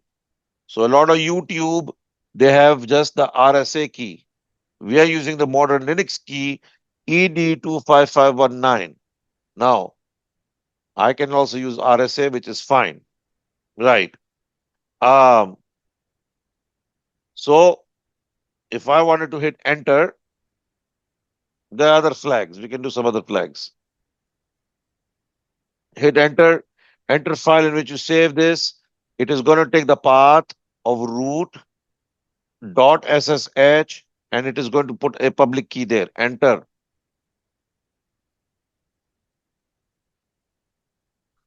Enter, enter, and now it has saved your identification card or your key has been saved in this path. Your public key has been saved in this path. Let's look at the path. We're already there. We got it here now, the keys, right?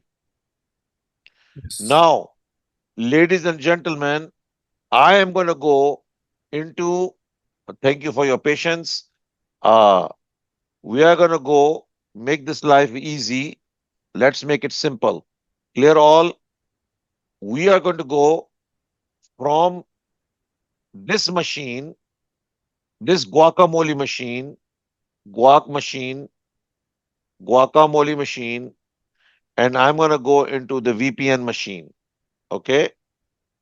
This is real business. This is real business now.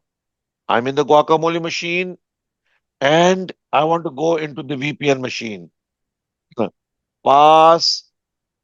Password less. Okay? So number one I have done is SSH keygen. I have specified the type of key, the type, and I said that key is going to be E, whatever that is. I don't even remember. It is right here. You can look at it. Yes. Okay? RSA. Yeah. RSA bhi hai, dusri bhi hai. I've used the ED59 or whatever. Okay. So now, ladies and gentlemen, we have generated the keys. We see the key, we see the keys over here, right? We are only interested in this key, the public key. Okay. That public key is sitting in this machine. Okay. The dot pub, the ID underscore RSA dot public key. This public key, ladies and gentlemen, I have to copy it over to this machine. Okay. I have to copy it over to this machine. Where in this machine is it going to put that? That is the one that you will surprise everybody. Okay. When I do this, you will see something happening. Okay. So, अच्छी तरह समझे. We have done this. We have generated the key. Number two, we are going to copy the key. Okay. So we have generated the key.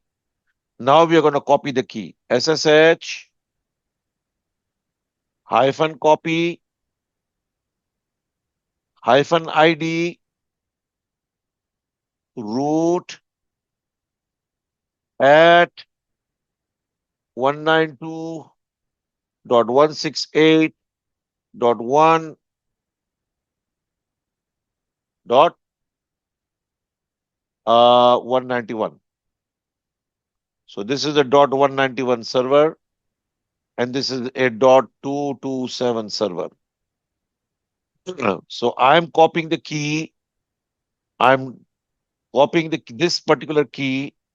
I'm going to copy it and I am going to go and bring this key into this machine. Are we clear? Yes, sir. We are Oh, clear? sir. Yes. J name. चाबी बन गई है चाबी को अब transfer जी. करना है ठीक है ना we are transferring the key and now when we run this command it is going to be placed inside a folder called authorized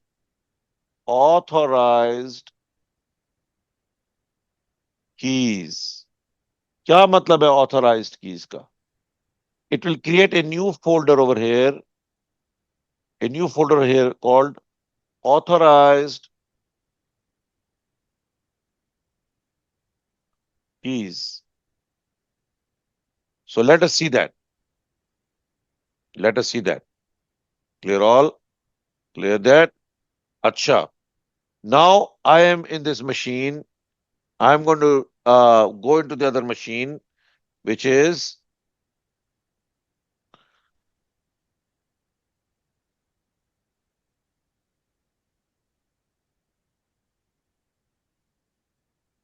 okay, root 198,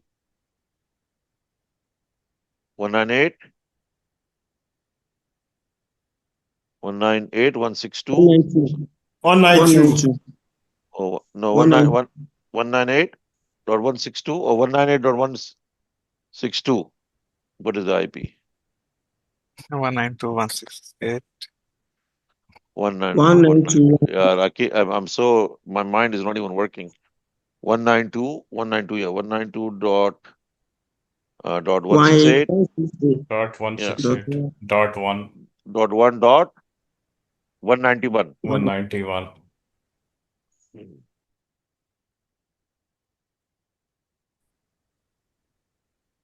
Now, if I did PWD, oh, this machine is, Vaji, let me come into your machine.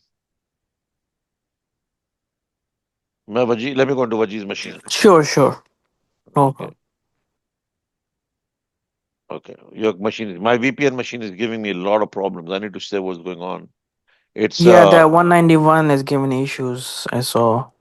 right. So it's a VPN machine. It's working very hard right now. Okay, so I'm in the machine, which is we have changed the IP. Okay, we're gonna clear this out. Our goal is to go from our machine over here, which is dot 227, and we are gonna go into this machine, which is dot 11. Okay, that is what we are gonna do. Right. So let's look at this one more time. What is this? All right. All right. Good. Let's put that over here. And let's put that over. Right, good. So we are going from this machine to that machine. Let's look inside here. CD, now PWD, LS hyphen AL. Okay, we have dot SSH. So let's clear that. We can go into CD dot SSH. We can do LL. And now, when I come over here and I do LL, I've got my two keys. I'm going to copy this key, SSH hyphen copy hyphen ID root at 192.168.1.11. And if I hit enter, okay, if I hit enter, says yes, okay, password of that ABC. All right. Now, let us go over here and type LL. Above, before anything was copied, there was no authorized keys. Now we have a new folder, we have a new keys called authorized keys. Okay. And if we cat this command, authorized keys,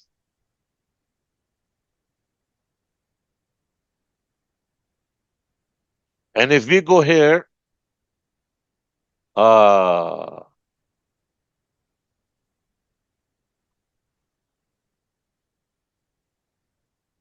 root, okay, and host. Okay, good. I'm in the host, I'm in the correct host. So LL, right? If I do cat, and if I look at my public key, and I look at it there, Now guess what? AA3ZN C1CY. AAB3, look at the last. Yeah, it's G, same key. yes. Guacamole machine is now allowed. Now, if all of you want to go into his machine, you will be able to do the same thing. The only thing will be that this file will start to increase in size. You will have another machine over here. You will have another machine over here. So now we are authorized. Now let us check. Clear. I'm going to go I'm going to SSH. I'm going to SSH passwordless.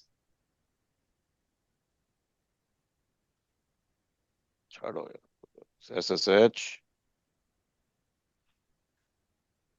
192.168.1.1.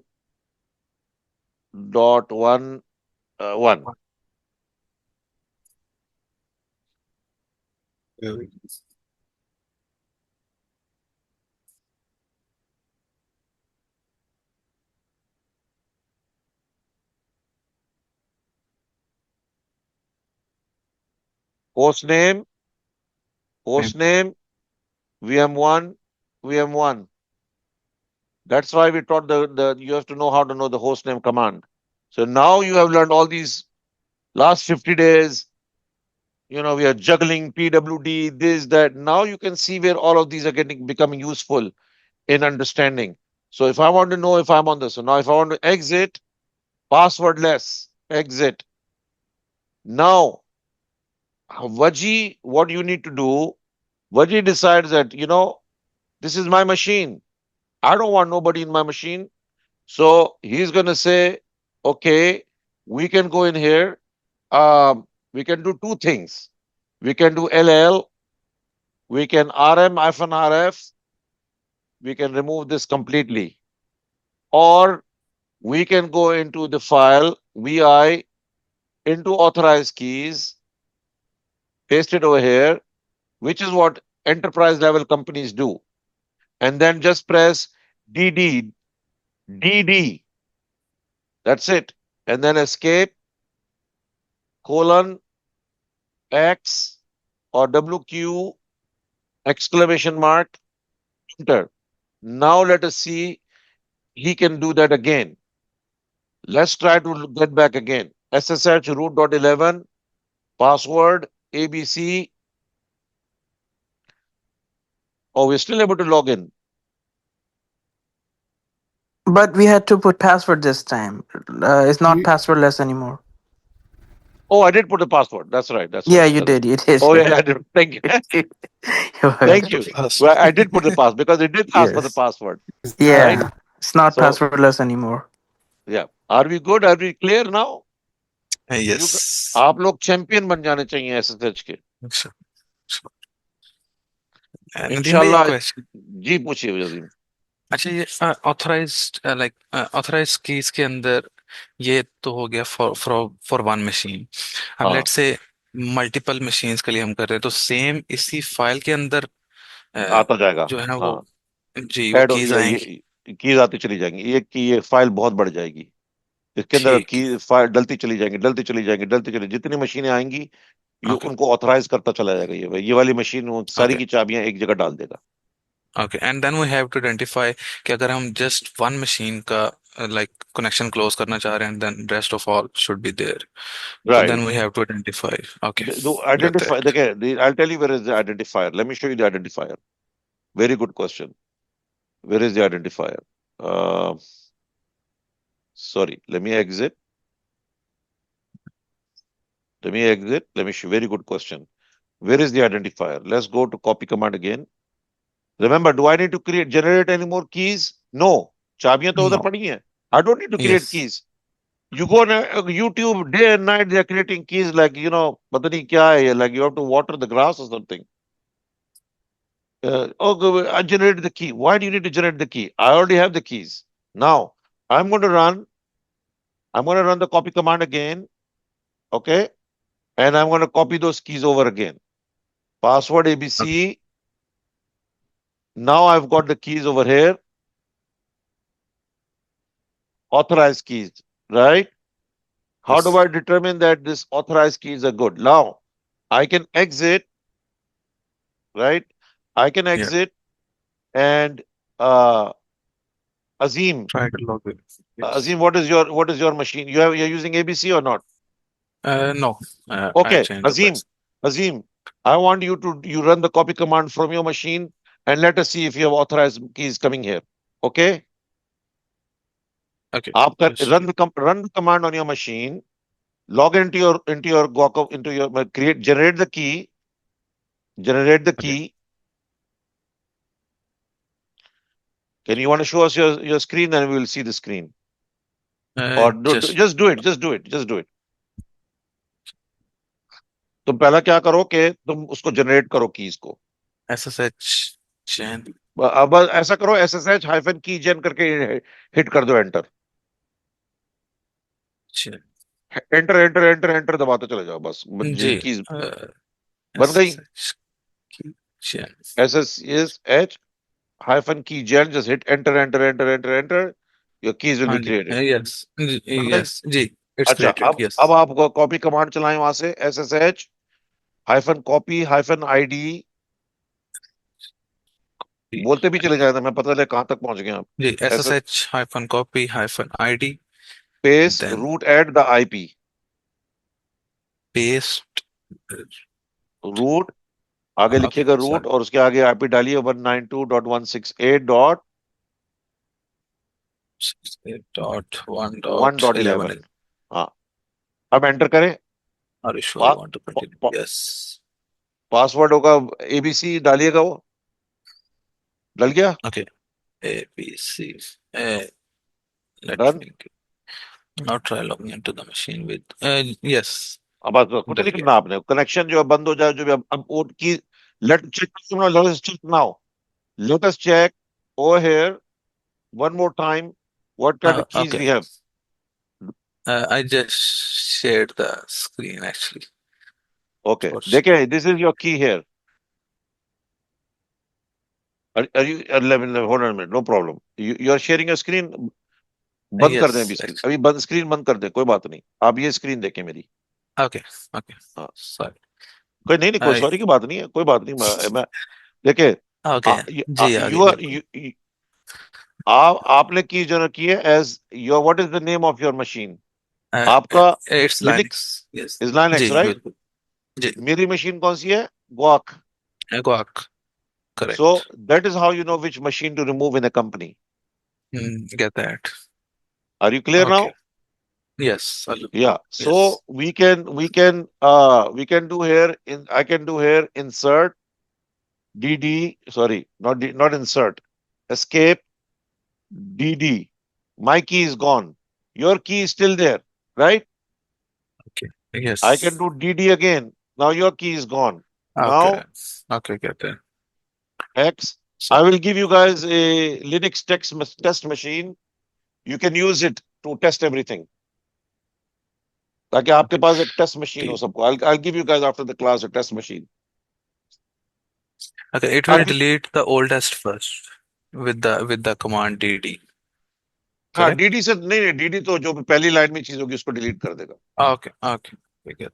Okay. What is in Sorry. the first line? You press DD, escape. DD will delete that line in the text file. Delete. Then DD again, it will delete everything else. Okay. All right.